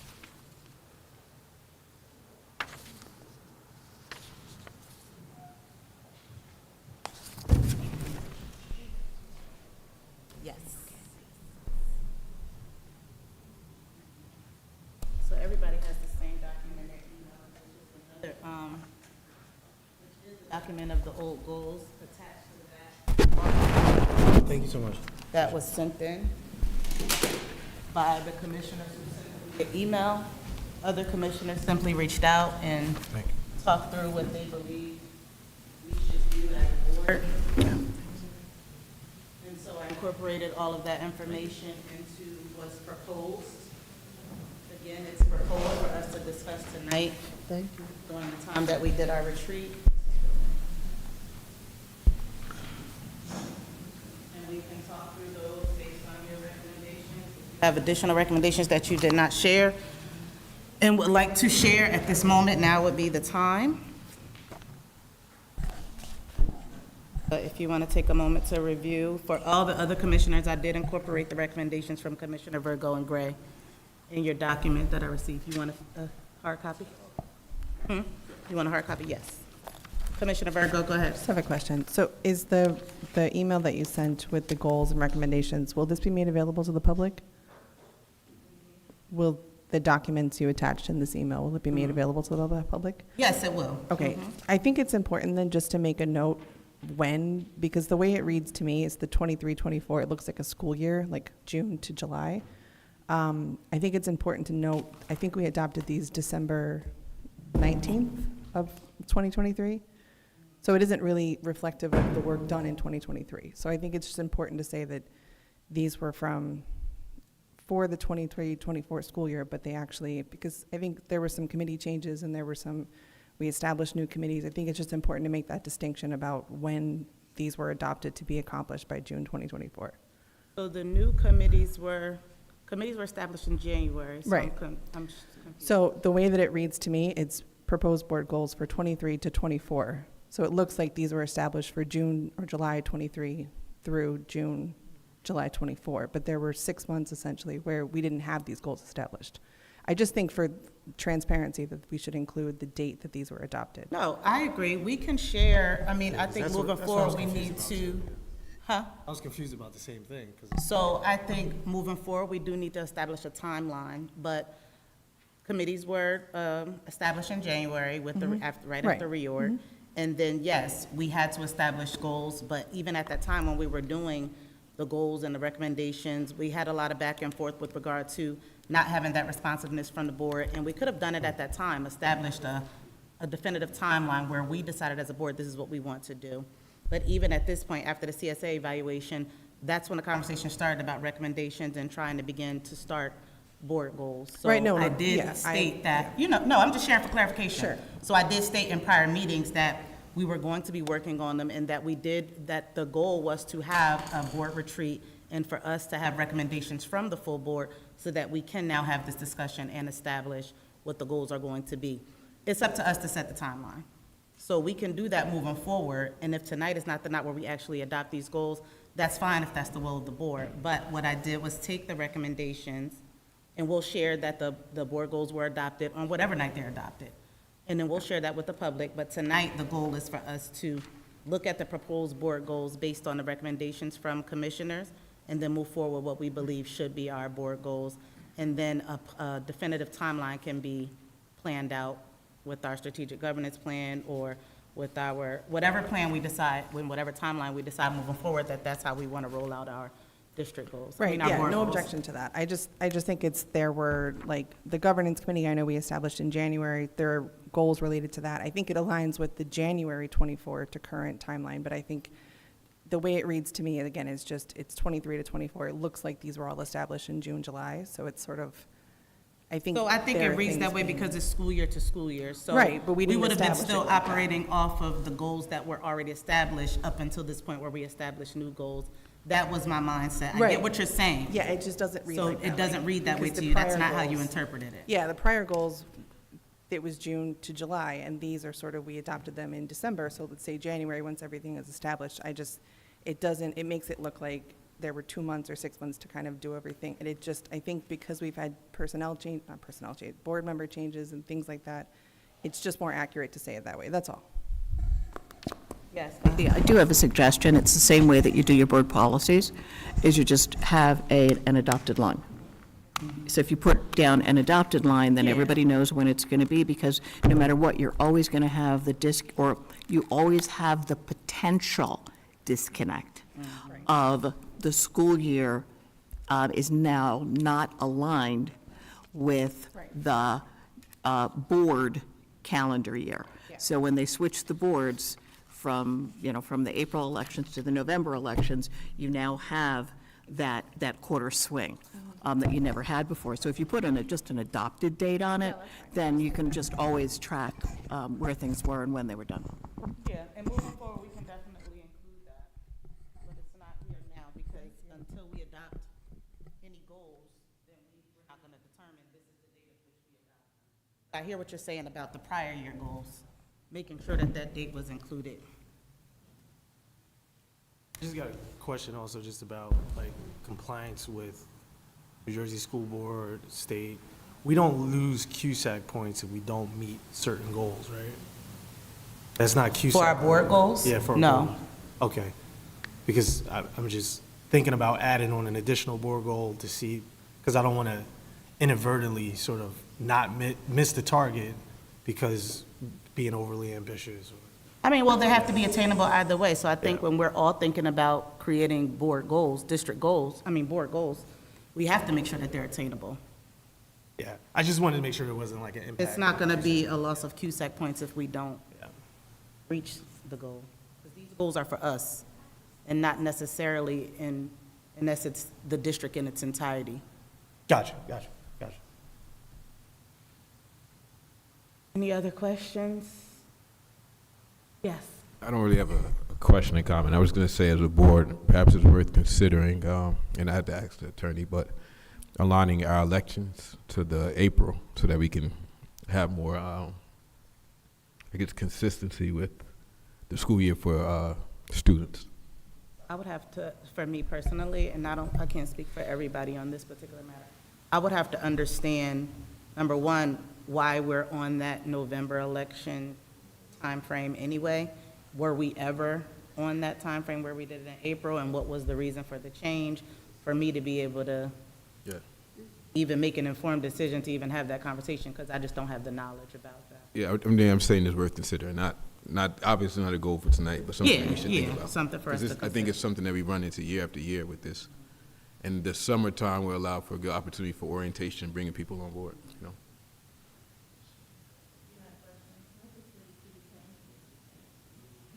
Oh, okay, that was, okay.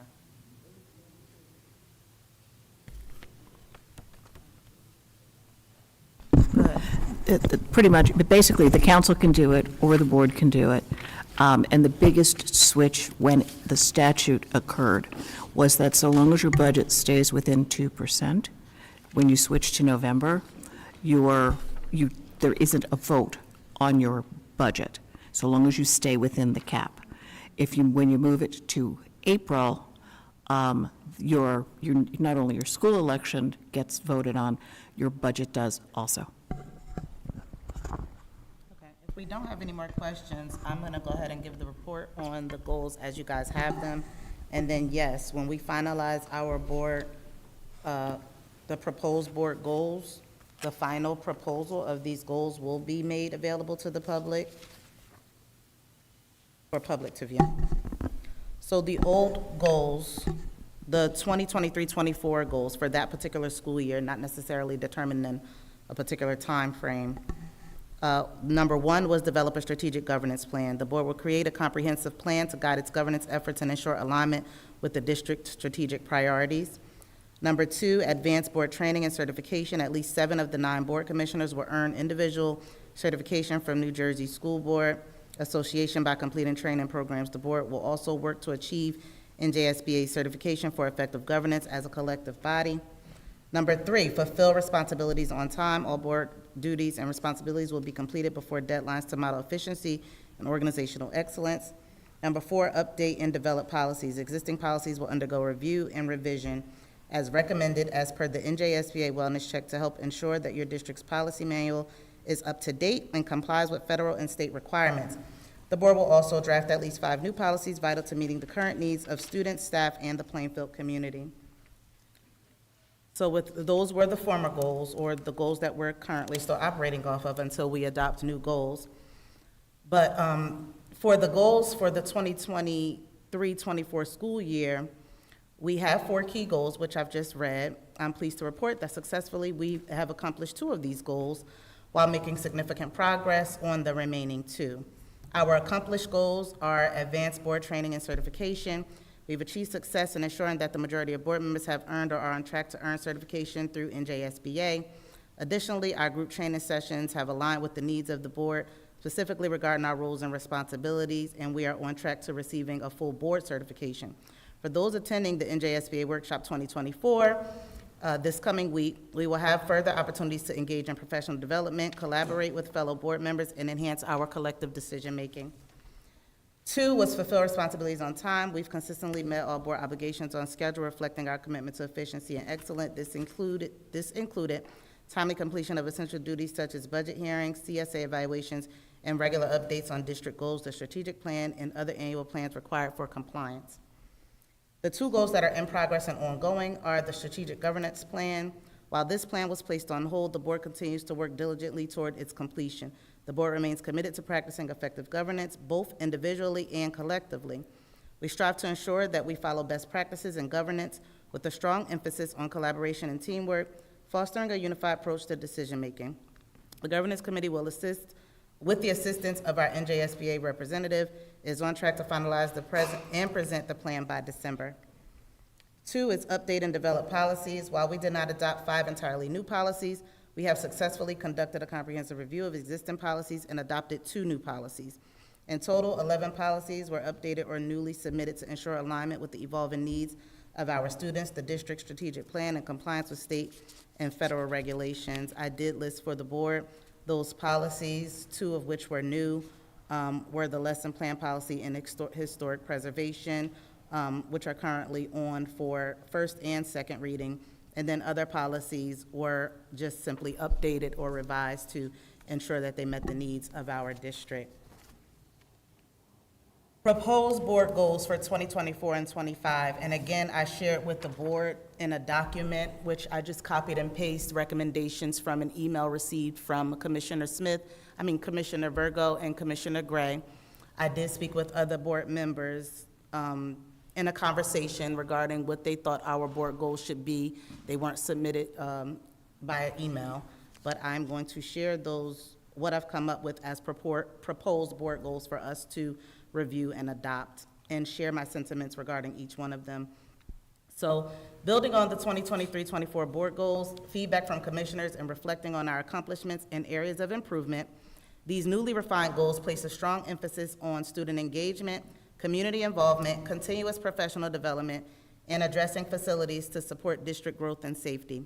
This comprehensive approach will guide our governance for 2024-25, ensuring a well-rounded and effective focus on the needs of our students, staff, and community. The first one would be amplify student voice and participation. This new goal is inspired by conversations with our vice president and fellow commissioners.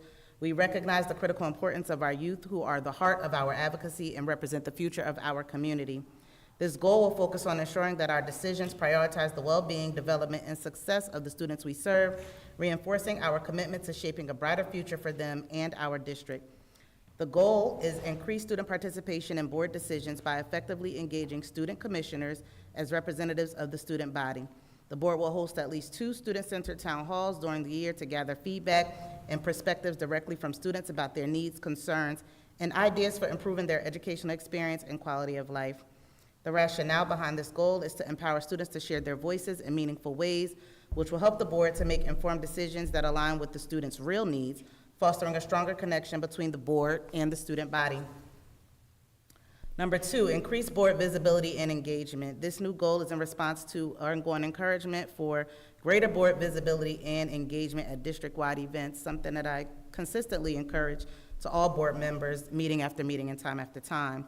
But after further discussion with our vice president and fellow commissioners, we recognize the importance of actively participating in these events. This will not only demonstrate our collective support, but also allow us to see firsthand the outcomes and impact of our decision-making, strengthening our connection with the school community, and enhancing the effectiveness of our governance. The goal is strengthen the board's connection to the community by ensuring commissioners attend at least 75% of school functions and community events and participate in at least one community service project during the school year. The rationale is that increased visibility will improve trust, transparency, and engagement between the board, administration, staff, students, and the broader Plainfield community. 3 is enhanced board professional development. This new goal reflects a combination of our previous commitment to grow and develop as a board, along with Commissioner Gray's written recommendation. By prioritizing board training and fostering collaboration, we aim to strengthen our governance and decision-making for the benefit of the students, staff, and broader Plainfield community. This goal is continue building board governance skills by completing additional NJSBA professional development courses and participating in quarterly retreats or professional development sessions. Board members will also engage in professional development alongside district staff to promote shared learning and understanding. The rationale is that ongoing professional development is key to effective governance and decision-making, ensuring that the board stays informed and aligned with the district goals. And goal number 4 would be conduct a comprehensive facilities review. So this new goal, building on the comprehensive short and long-term facilities plan developed by our skilled administrators, emphasizes our commitment to the ongoing implementation of this initiative. Having successfully initiated and completed the first phase, we are well on our way to achieving the second phase of the plan, and also moving on into the third phase. This goal aims to enhance our existing efforts by incorporating inclusivity and transparency, ensuring that all stakeholders, students, staff, and community members are actively engaged in this process. By fostering open dialogue and collaboration, we will ensure that our facilities meet the evolving needs of Plainfield Public Schools community while continuing to promote safety and functionality. This was also a main recommendation from Commissioner Virgo in her written recommendation to me in an email.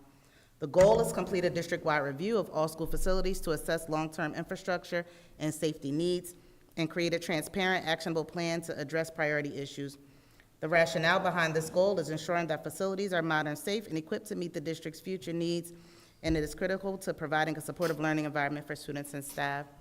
So I believe that all of these goals align with our strategic plan and the needs of our district in its entirety. I believe that they are attainable goals for us as a board, and that they also speak to our advocacy efforts for student, staff in the district and the community overall, and then our governance efforts to continue with our professional development to ensure that we lead as an effective board. That is all I have for the report. And if you guys have any questions on what I just shared with regard to the report on the current goals or what I've outlined as proposed new goals, then I'll entertain those questions now. I have a question. I just want to clarify.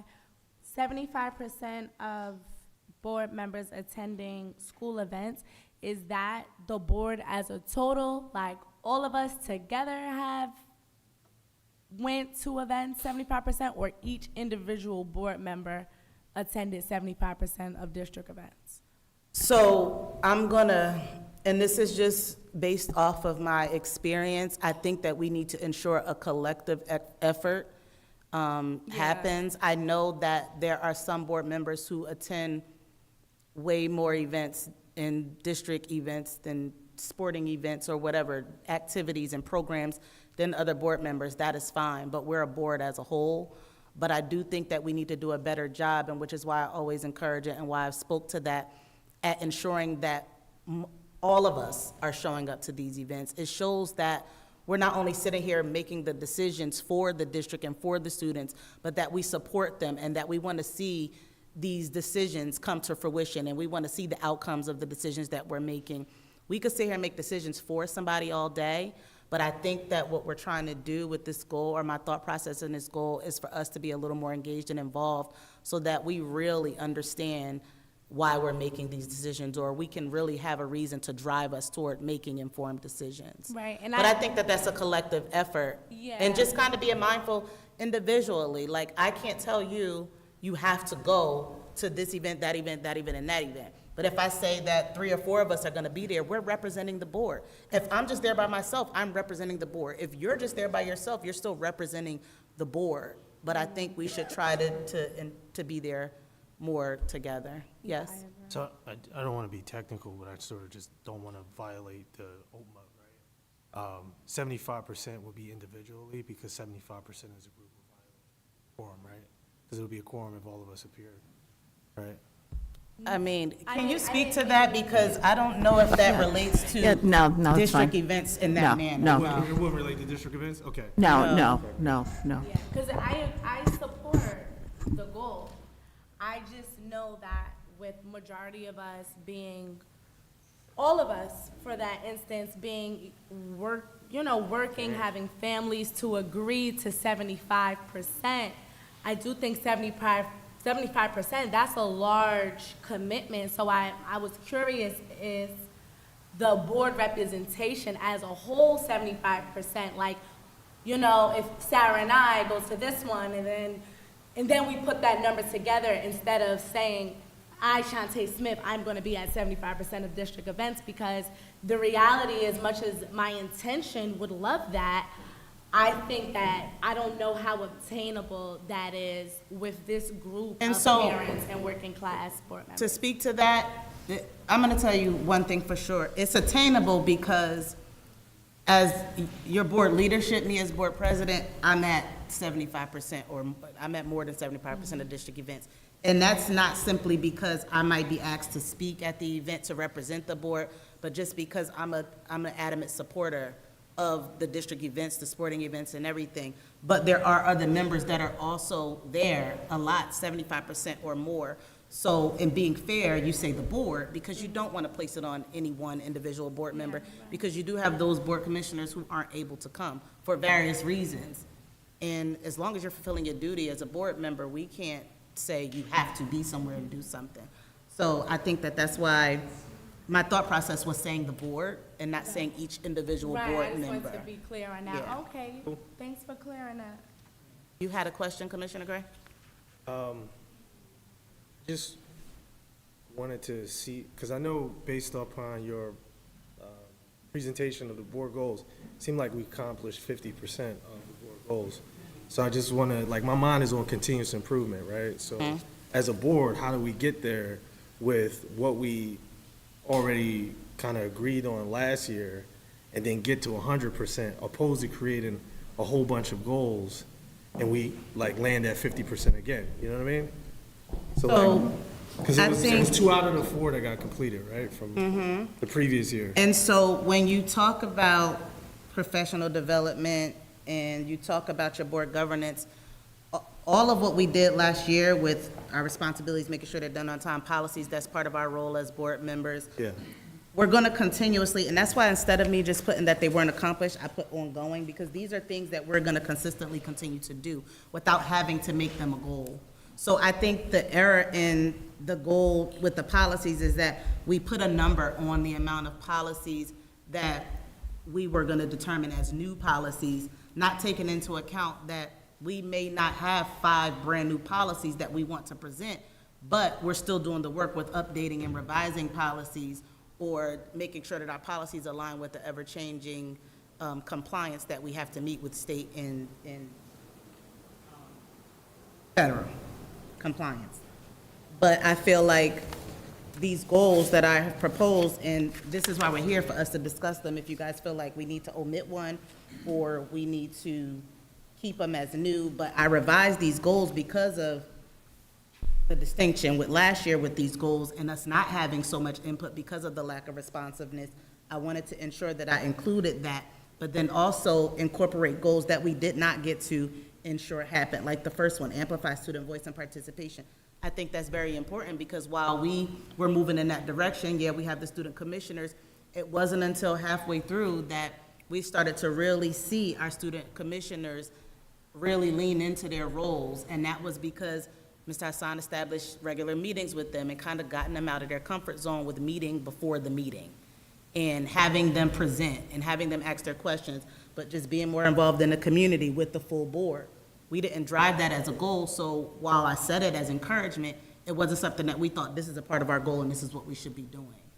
So I think that the reasoning behind why I proposed these goals based off of the recommendations are what I outlined here, but I do feel like with the 2 that we didn't meet with regard to strategic governance plan, that's something ongoing. But that's not something that we have to do as a board goal. Yeah. The governance I think committee you've can seen do that that within and meet, and I'm leading that, and now we're gonna be working directly with the NJSBA reps. So that's something that we bring to the board, as simple as this, allow you guys to review it, have discussion about it, and then we adopt. That's not something we have to do as a goal. And then I think with updating and developing policies, this is something that we do ongoing with everything that we do. So we're gonna always update and develop new policies, and if we wanna say to ourselves, okay, and last year we did 2, and this year we did 3, that's gonna be awesome. But we don't have to. We don't have to behold ourselves to a particular number for new policies, developing brand new policies. We have so many that we have to update annually that we really don't need to focus on just doing new ones, but there are gonna be times where we have to implement new policies.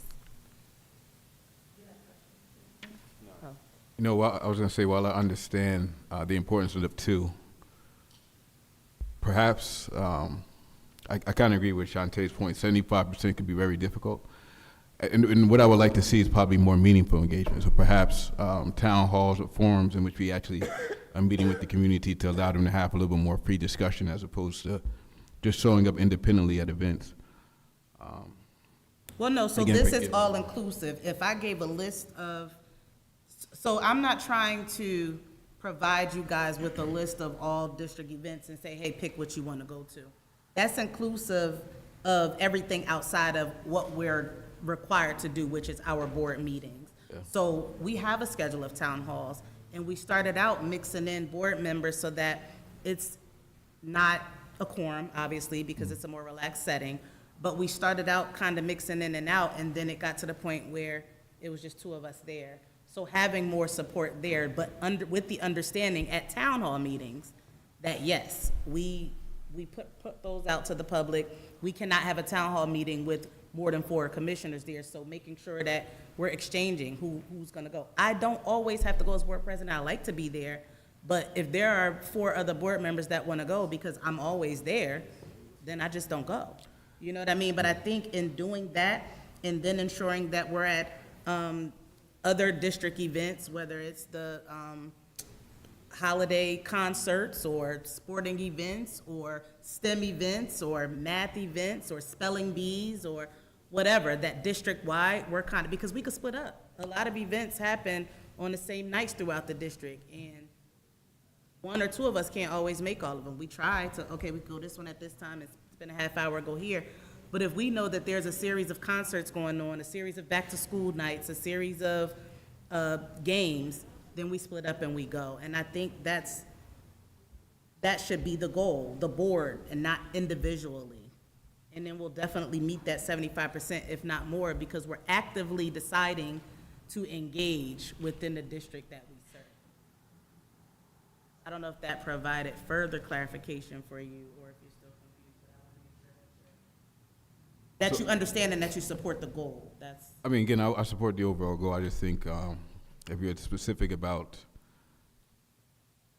the type of events that we're saying to show to, because just showing up to a school event doesn't allow people to necessarily engage in a conversation independently if I'm not with them, right? It's a little bit more difficult. I don't want to speak on behalf of the board, so I think, like you said, when we have these forums and town halls, it permits a better opportunity for it. The other thing I was going to say is I wholeheartedly like the idea of 1 community service project. In fact, I think we should probably increase it, maybe to 2. If not 1 every quarter.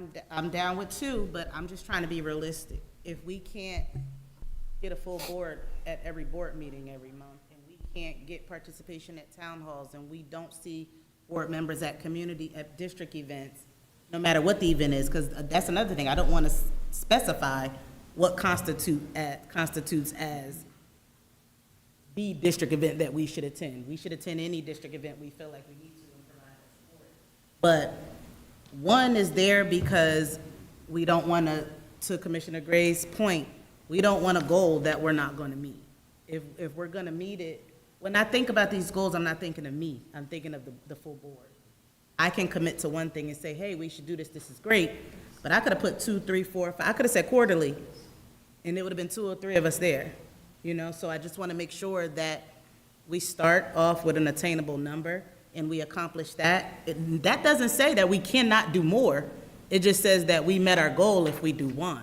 And then next year, if we want to add to that, or even if we feel like, okay, that's something that we're going to do regardless, we don't need it to be a goal because we're doing it anyway, then that's great. That's even better than creating a goal, because now we've established that we're a board that wants to participate in community service projects and engage in the community without it having to even be something that we're mandating ourselves to do.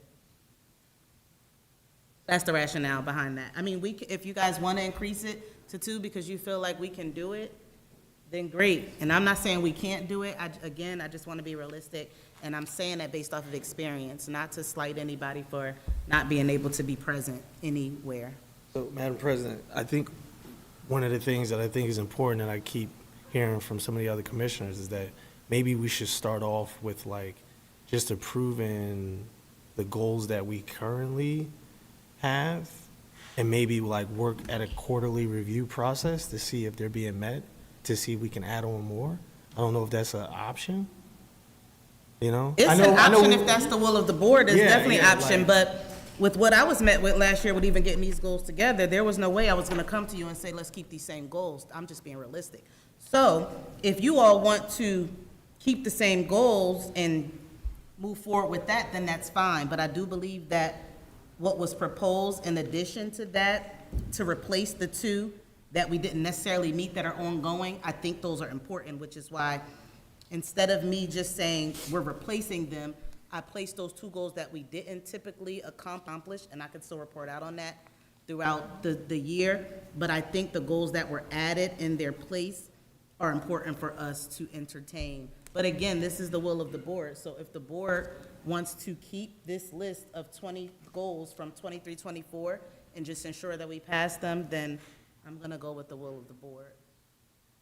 If that's the general consensus, I know you feel that way. Does anybody else feel that way? I would like a quarterly review of it, because I want to make sure we're holding ourselves accountable to reach. Well, we'll have a quarterly review of board goals in general, no matter what they are at this point moving forward. My question now is, you said your recommendation is to keep these goals from the previous year, the ones that are currently in place. I'm asking the board to chime in on this conversation, because is that something that you all want to do, rather than moving forward with the proposed set of goals? Or even if you don't agree with the proposed set of goals, something different, or do you want to keep the current goals? Proposed set of goals are the ones that Commissioner Virgo mentioned. Like, I'm trying to understand what's the complete The list of proposed set of goals are what says proposed board goals for 24-25. So if you look at that document, it says proposed board goals. board goals recommend- The sheet that have you and the recommendations from Commissioner Virgo and you are just your recommendations that you sent to me in an email that I used as a reference.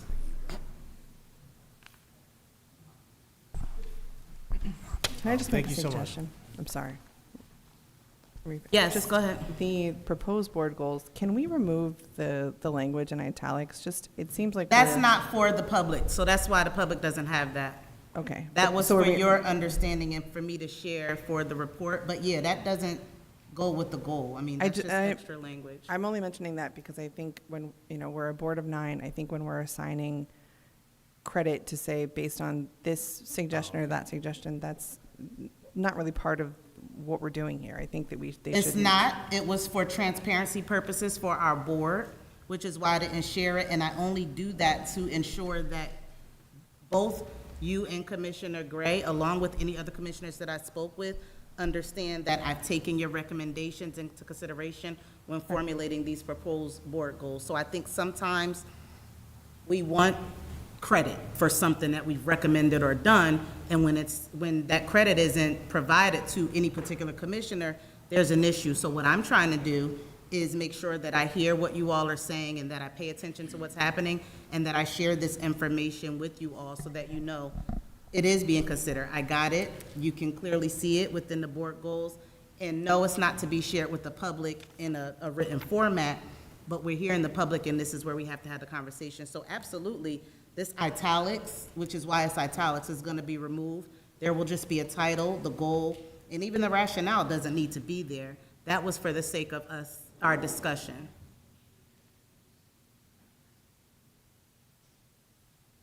Thanks So, for your leadership. yeah. This is good, and I could tell you put a lot of work into this. So I just want to publicly acknowledge your leadership is shining tonight. Thank you. I appreciate that. And I wanted to apologize also. I was looking at the wrong document. Okay. So, I'm no, looking at the right But document. that's why I read the title, Right. so you can know. I did send two I separate was things. like, hold on, is this the board? Okay, now I got No, the right document. Thank that's you. fine. Appreciate you.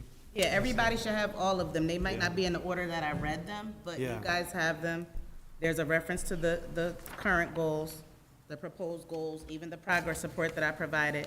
And again, moving forward, once we adopt these goals, then we will establish that timeline and we will report out regularly on our progress, just as Mr. Hassan has to do for the district goals. We'll make sure that we report out on that, whether we align it with that or not, but that will be included in our governance plan. Any other questions?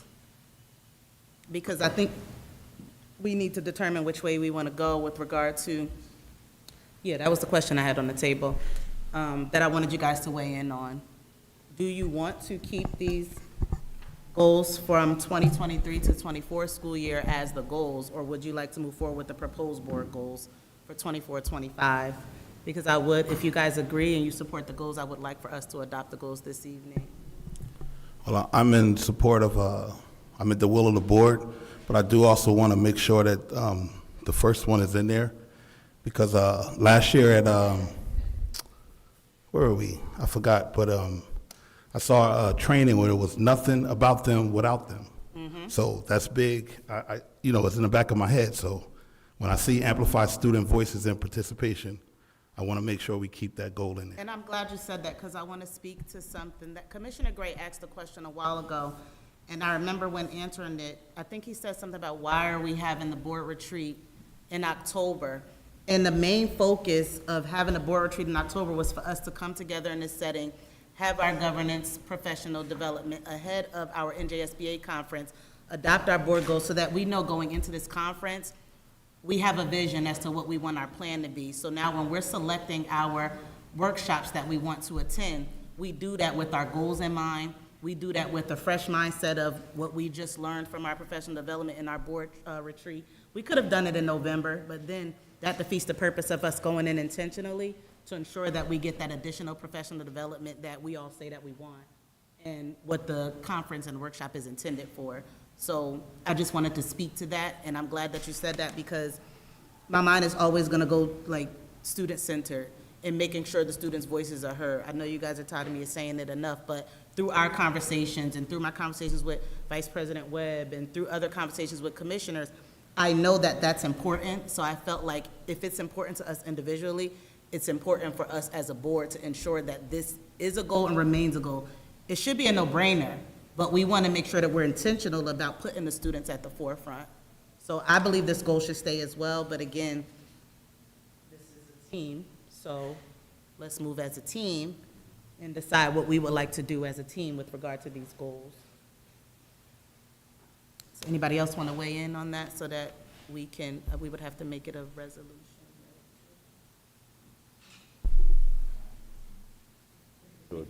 Okay. All right, so do we have any other? Okay, so now I'll enter, sorry. Do we need to format it in its final format to, sorry. I'll say that the format will be goal, the number one, the title, and the goal as it reads. Okay. Document. And I can make sure when the minutes are completed that it's in the proper format. I mean, it's clear and concise enough for him to make sure that he removes what needs to be. So he'll remove the italics, and he'll remove the rationale portion of it, so. I can make a motion. I'll make a motion to adopt as, with the updates made per Mrs. Wyatt, Madam President.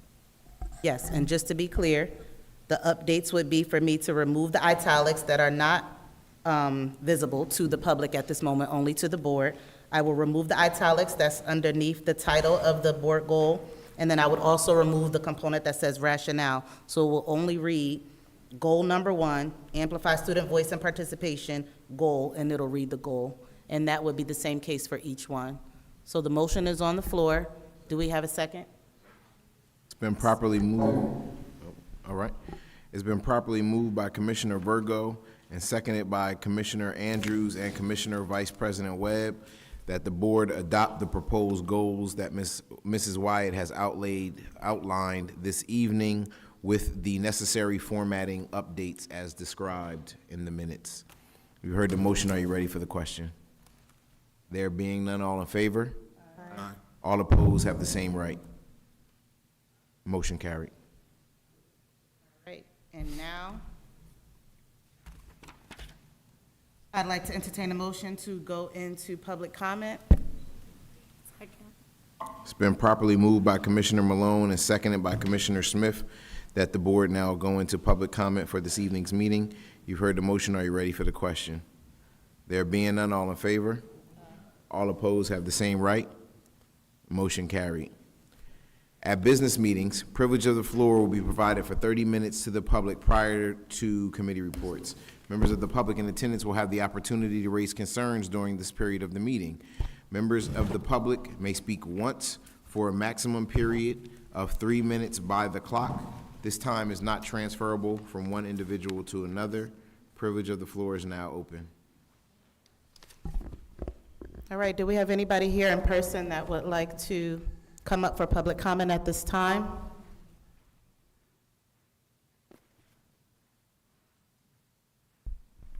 Good evening.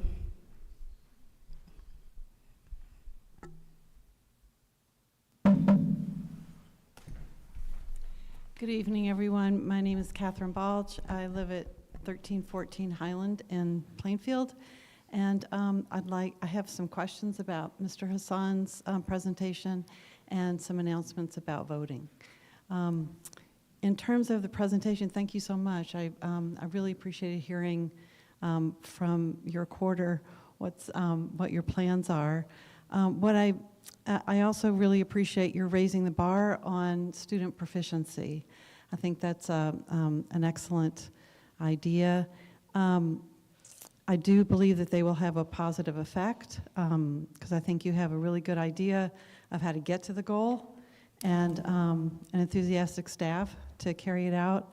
What I'm unclear about is how last year's goals compare, or the effect of putting in place last year's goals, did they have any effect over the course of the last school year? And if we don't have enough months of data for that, is there a report that will be coming out later in this school year to show some effect of the plan that you've made, that you've publicized tonight? Is there going to be a date when we'll hear what the effect of it was? Go ahead, finish your Okay. question. And then similarly, I'm unclear about what the reporting on the strategic plan goals are.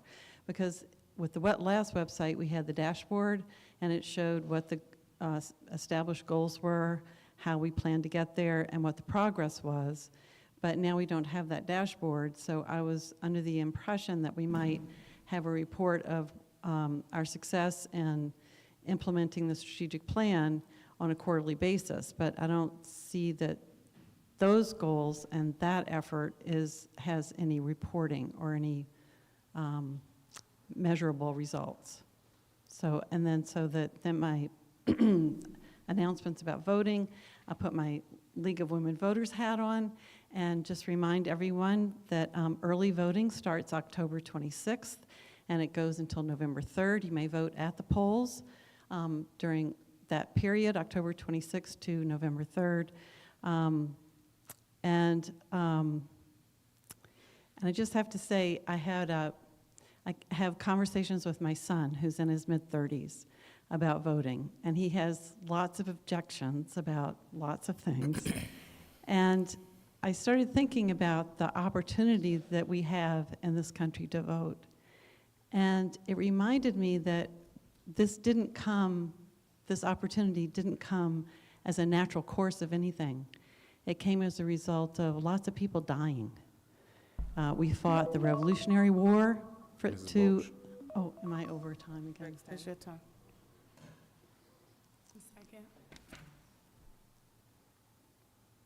Been properly moved by Commissioner Smith motioned by Commissioner Andrews and seconded by Commissioner Smith to extend Mrs. Bolcher's time. You heard the motion. Are you ready for the question? There being none, all in favor? All opposed have the same right? Motion carried. So I was just thinking about this opportunity to vote did not come as a natural course of events. It came as the result of a lot of people dying, young people dying, 18, 19-year-olds, 24-year-olds. And that I just wanted to remind my son that it shouldn't be taken for granted, that this is something that this is a responsibility of people who want to live in a representative government. And if we don't vote for people that we think are the best of two options, then we deserve the government that we get. That then we're leaving the decision up to other people and not taking the action. So early voting is October 26th to November 3rd, and of course November 5th is Election Day for everybody else, and it's also a holiday. So thank you so much. Thank you.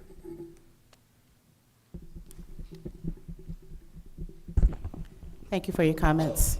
Anybody else in the public, in person, that would like to come to the mic to speak for public comment? Okay, Nick, do we have anybody online that would like to speak for public comment? All right, I'll entertain a motion to close public comment at this time.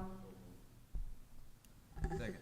It's been properly moved by Commissioner Andrews and seconded by Commissioners Malone and Virgo that the board now close public comment at this time. You heard the motion. Are you ready for the question? There being none, all in favor? All opposed have the same right. Motion carried. All right, and now we move on to our agenda. I'll entertain a motion for consent agenda if we have no Second. discussion.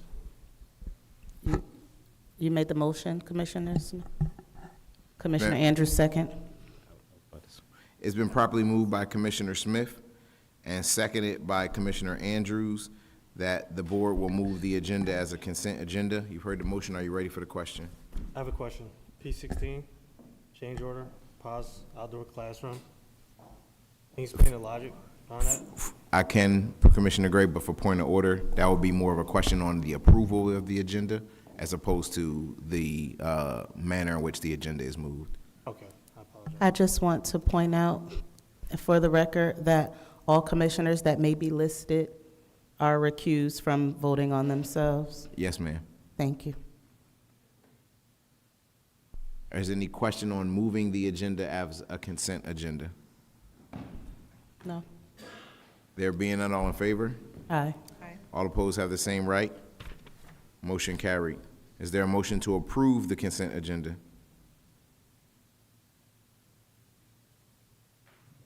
Motion to approve the Commissioner It's Valone. been properly moved by Commissioner Malone. Do we have a second? And seconded by Commissioner Virgos and Smith that the board will now approve the consent agenda. You heard the motion. Are you ready for the question? Yes, I have a Okay. question. P16. Yes, sir. So, Yeah. the question, I believe it's roughly $300,000. Let me just pull it up, Mr. Yeah, it's like 287. Yeah, so It's roughly. like 30%, like 25%, just, So why two- not give you the quote two- the first time? No, two things happened in the commissioning of completing this project. One, the original scope of the work by the architect, DMR Architects, was to have a sand volleyball court. Two issues that brings up. One, the sand will get tracked into the building, because if you've ever been over there, it's an enclosed courtyard. And two, it doesn't make it a more versatile space, because there is going to be a performance stage outside. And so in reviewing that, when we got to the point where we had to make a decision what that ground or what that level floor would be, it was decided to switch to a more versatile, drainable material, like a plastic, gives way, a little bit of rubber underneath. It allows for some drainage. So there's a cost associated with just the material. The second piece is now they have to dig that pit deeper. And again, it's a internal courtyard, so you can't back a truck up to it, load up the truck and get it out of there. You literally have to wheelbarrow all material in and out. So the labor cost is higher. Additionally, there was a piece added on the side of the stage for ADA compliance for any individuals that may need to use that. So that's what the cost increase is from. So, DMR Architects, I think K&B Contractors is the one that's commissioned to do the work. Correct. So, DMR Architects didn't give you the appropriate specs the first time? In the original specs, it was for a sand volleyball court. Okay. And so again, as I stated, when we were talking through the actual implementation, when the space is finished, it came up that the sand would get tracked in. It wouldn't be optimal, because then that would cause additional work to cleaning up the sand and stuff that gets tracked into the building. And then it also wouldn't be optimal in the spring and fall when that outdoor space is utilized for performances, because you can't set up the chairs on sand. Okay. Do we have any other questions? So I have a question also just about the second reading on what's that, R3. Just the archive, is that role? That goes to, that's a new role that gets created? You designate a new role for an archivist at each school, right?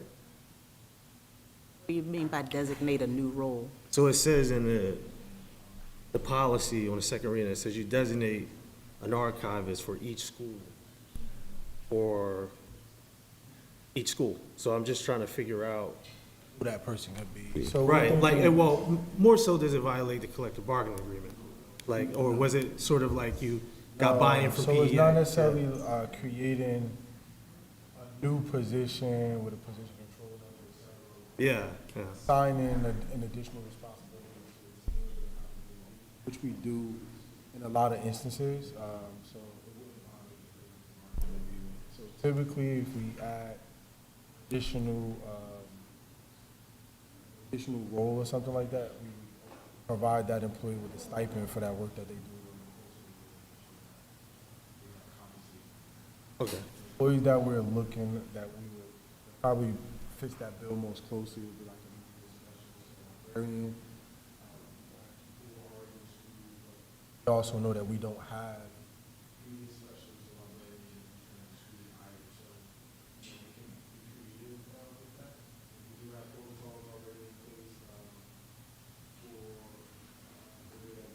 manage same records.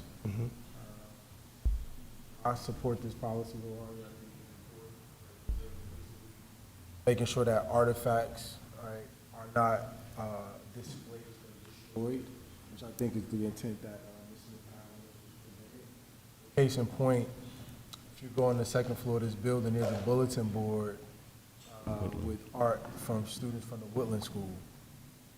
That art now has to be moved, it has to be placed in the charter. Technically, it belongs there and it should be showcased there. So that's just one small example, but there are many others that we can point to, particularly as we are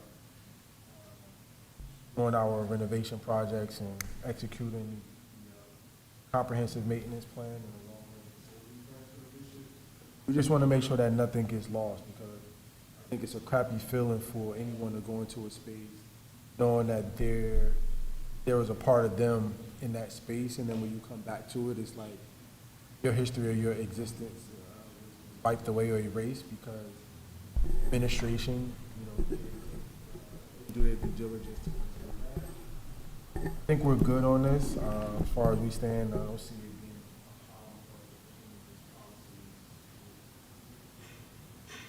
Any more questions? Okay. There being none, I'll call the roll. Commissioner Malone. So I'm going to be a yes for everything. I'm going to recuse myself from P13, just myself.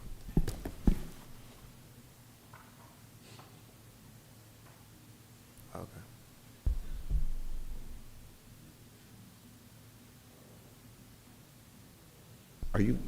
Are you going to?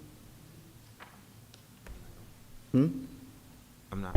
You're not going? No. You don't have to recuse yourself if you're not going. Okay. I saw my name on it, so I wasn't sure. ask for a point of clarity.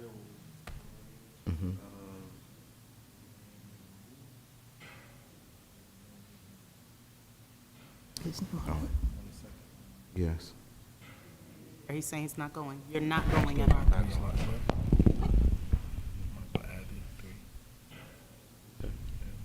Call the county tomorrow to get their approval. Madam President, if I could, I'd like to add additional names of team members for this particular item. Reason I'm asking is because with our professional development opportunities, we pay for a group package that includes 25 slots, inclusive of administrators and board members. And right now, I believe we have 3 additional slots that are available. Is that inclusive of Mr. So if Mr. Malone. That makes it 4 if Are he you doesn't. not going, right? He's not going, Yeah, so so that would add another one. Yeah, so there are 3 team members that I'd like to add, and I could read their names into the record to be included in this because we are in fact paying for them. Procedural. Yeah. I saw it already. We're covering the cost. Actually, there's a motion on. No, I was just gonna say, can we please make a motion to amend that one item, please? Thank you. So I'll now entertain a motion to amend P13, 2024 New Jersey School Board's annual workshop for Atlantic City, which starts on Monday. So moved. It's been properly moved by Commissioner Malone and seconded by Commissioners Gray and Commissioner Vice President Webb to amend P13 to reflect the addition of the team members from Mr. Hassan. You've heard the motion. Are you ready for the question? Oh, I'm sorry, as well as removing Commissioner Malone. Thank you for that clarification, Commissioner Johnson. You've heard the motion. Are you ready for the question? There being none, all in favor? Aye. All opposed have the same right. Motion carries. Mr. Hassan, can you detail those staff members, please, those team members? Yes, we have Phyllis Greer from the Office of Marketing and Communications, and from the Office of Information and Technology, we have Ms. Rose Carson and Mr. Tafari Anderson.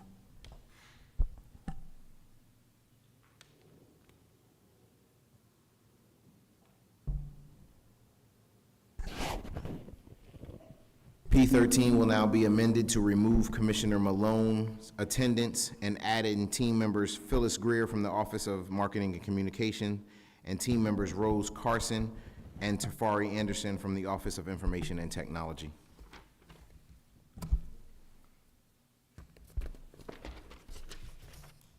Madam President. Back to the approval of the agenda. If there are no, I'm sorry, are there any other further questions? I have one. Clarification. Wait, I'm sorry, hold on. We had a couple people going at once. I saw my name was missing from the equity conference in January. I just wanted to make sure. So the equity conference was based upon the board member, the commissioners that responded to the email when we asked? Yeah, I know it was bad. Okay, I'll check it again. It was me. It wasn't you. It was me. Okay, all right. So I accept responsibility. we will amend. I'm sorry. We will amend P7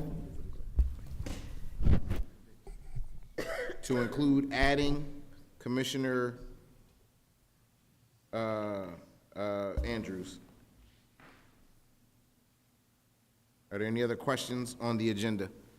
Commissioner Gray, I'm sorry. Yes. Are you missing from? I don't know if I need to make a motion on this, but I would like to remove myself from an SB Cube event. I responded via email as well that I wasn't. Yeah. I need to make a One motion. second. No. Sorry, I don't mean to drop. No, crazy. that. No, one Okay. second. No, we amended that. In the amended, your name should have been removed. It was actually amended to add a team member from marketing and communications. I think typographically we forgot that, but we can go ahead and remove you Okay, great. No motion. from P15. Thanks.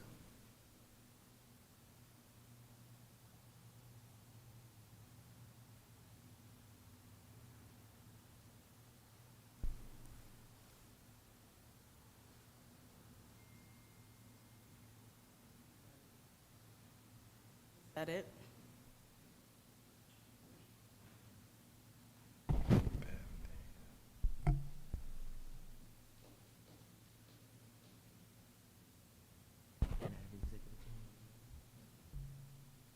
We have another amendment for the Equity and Advocacy Conference, as the board has established that this conference is vital to the operation of us advocating for the necessary federal funds at that conference. Mr. Hassan has just informed me that he would like for the resolution to reflect the addition of all executive team members on the executive leadership team to ensure that we can properly advocate for the different elements that impact our district. So I will list the names in the minutes, but all executive team members will be added to that agenda. Okay. And that is, just for the record, that is for P7.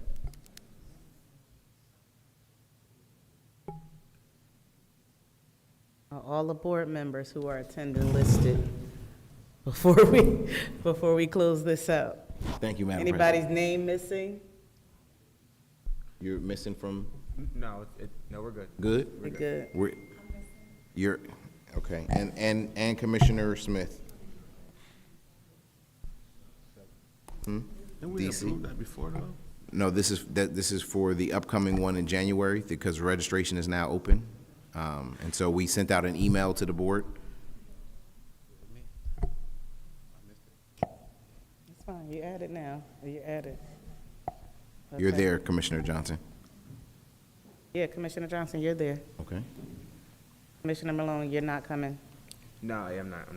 Okay. Okay. We're good? We're good.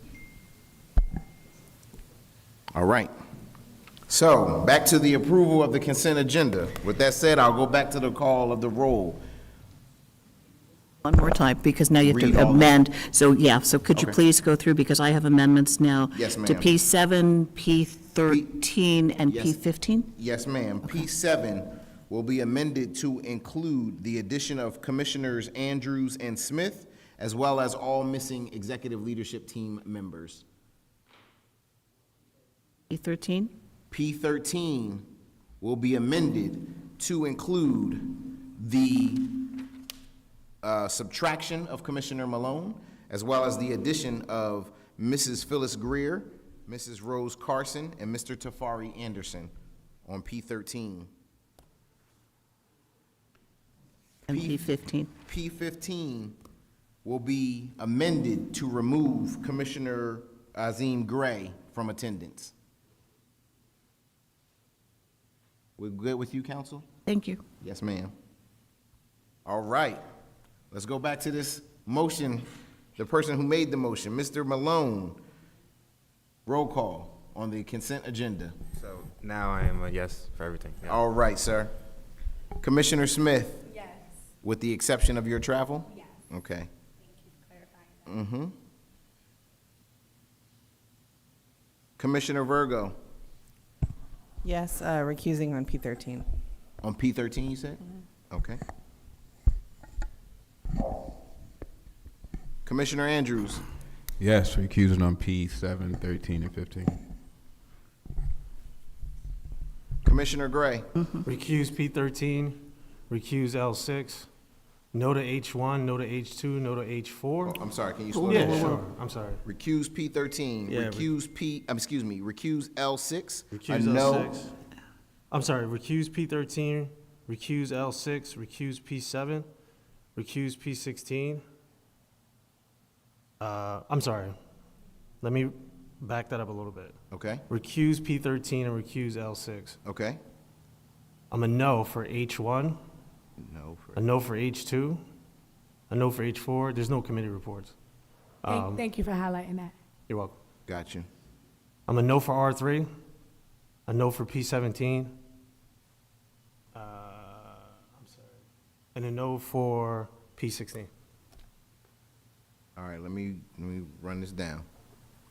You are a yes for everything except for no for H1 through 4, as there's only one committee report, sir, correction. Yeah. You are a no for R3, the policy. Yeah. You are a no for P17. I don't have a P17. I'm sorry, P7. P7, you're a no? Yes. Is that a no or I'm sorry, recusal? that was actually a recusal. Okay. Yeah. And then the P16 was A no? a no. Okay, so let me go back over your no's. No on H1, 2, 3, and 4. No on R3. No on P16. Yes. The recusals as listed, P7, Right. P13, P15, So which one, where was Emerson at? Everybody is recused from their own travel as stated at the beginning. Okay. no, but he has some other items. and No, I that's know, why- but Yeah. those were his travels that he were mentioning just now. Yeah, but so I the just the wanna make a travel and point. then a school affiliation Yes. thing, I have to recuse myself from the school affiliation. The school affiliation was, The Crayola trip.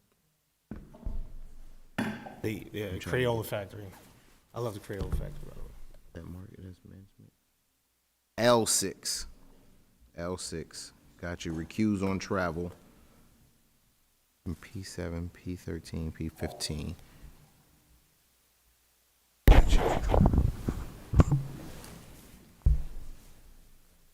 Travel and Crayola. Thank you, sir. Thank you. Commissioner Hembry. Yes. Commissioner Johnson. Yes to everything. I have to abstain from K7, number 3, and K7, number 22. And then obviously P7, 13, and 15, abstain for myself. Okay. Just want to make sure I got this right. You're abstaining from K7-3, and you are abstaining from K7-22. Yes. You are recusing yourself from the 3 items in P that you are on for travel. Yes. All right. Commissioner Vice President Webb. Good evening. I'm recusing myself from all items related to travel and reimbursement. And yes to all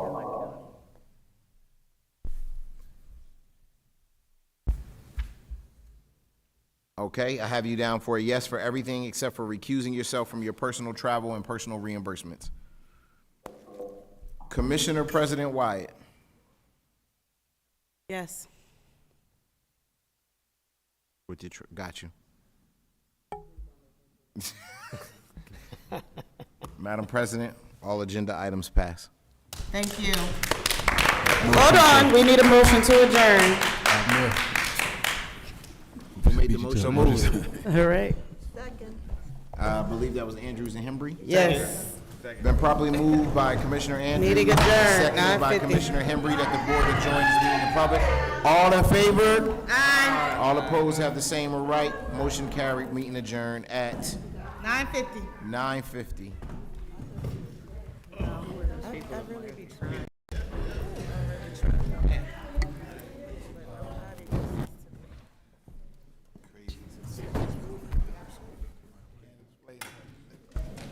Turn my mic off, please, so I can cuss.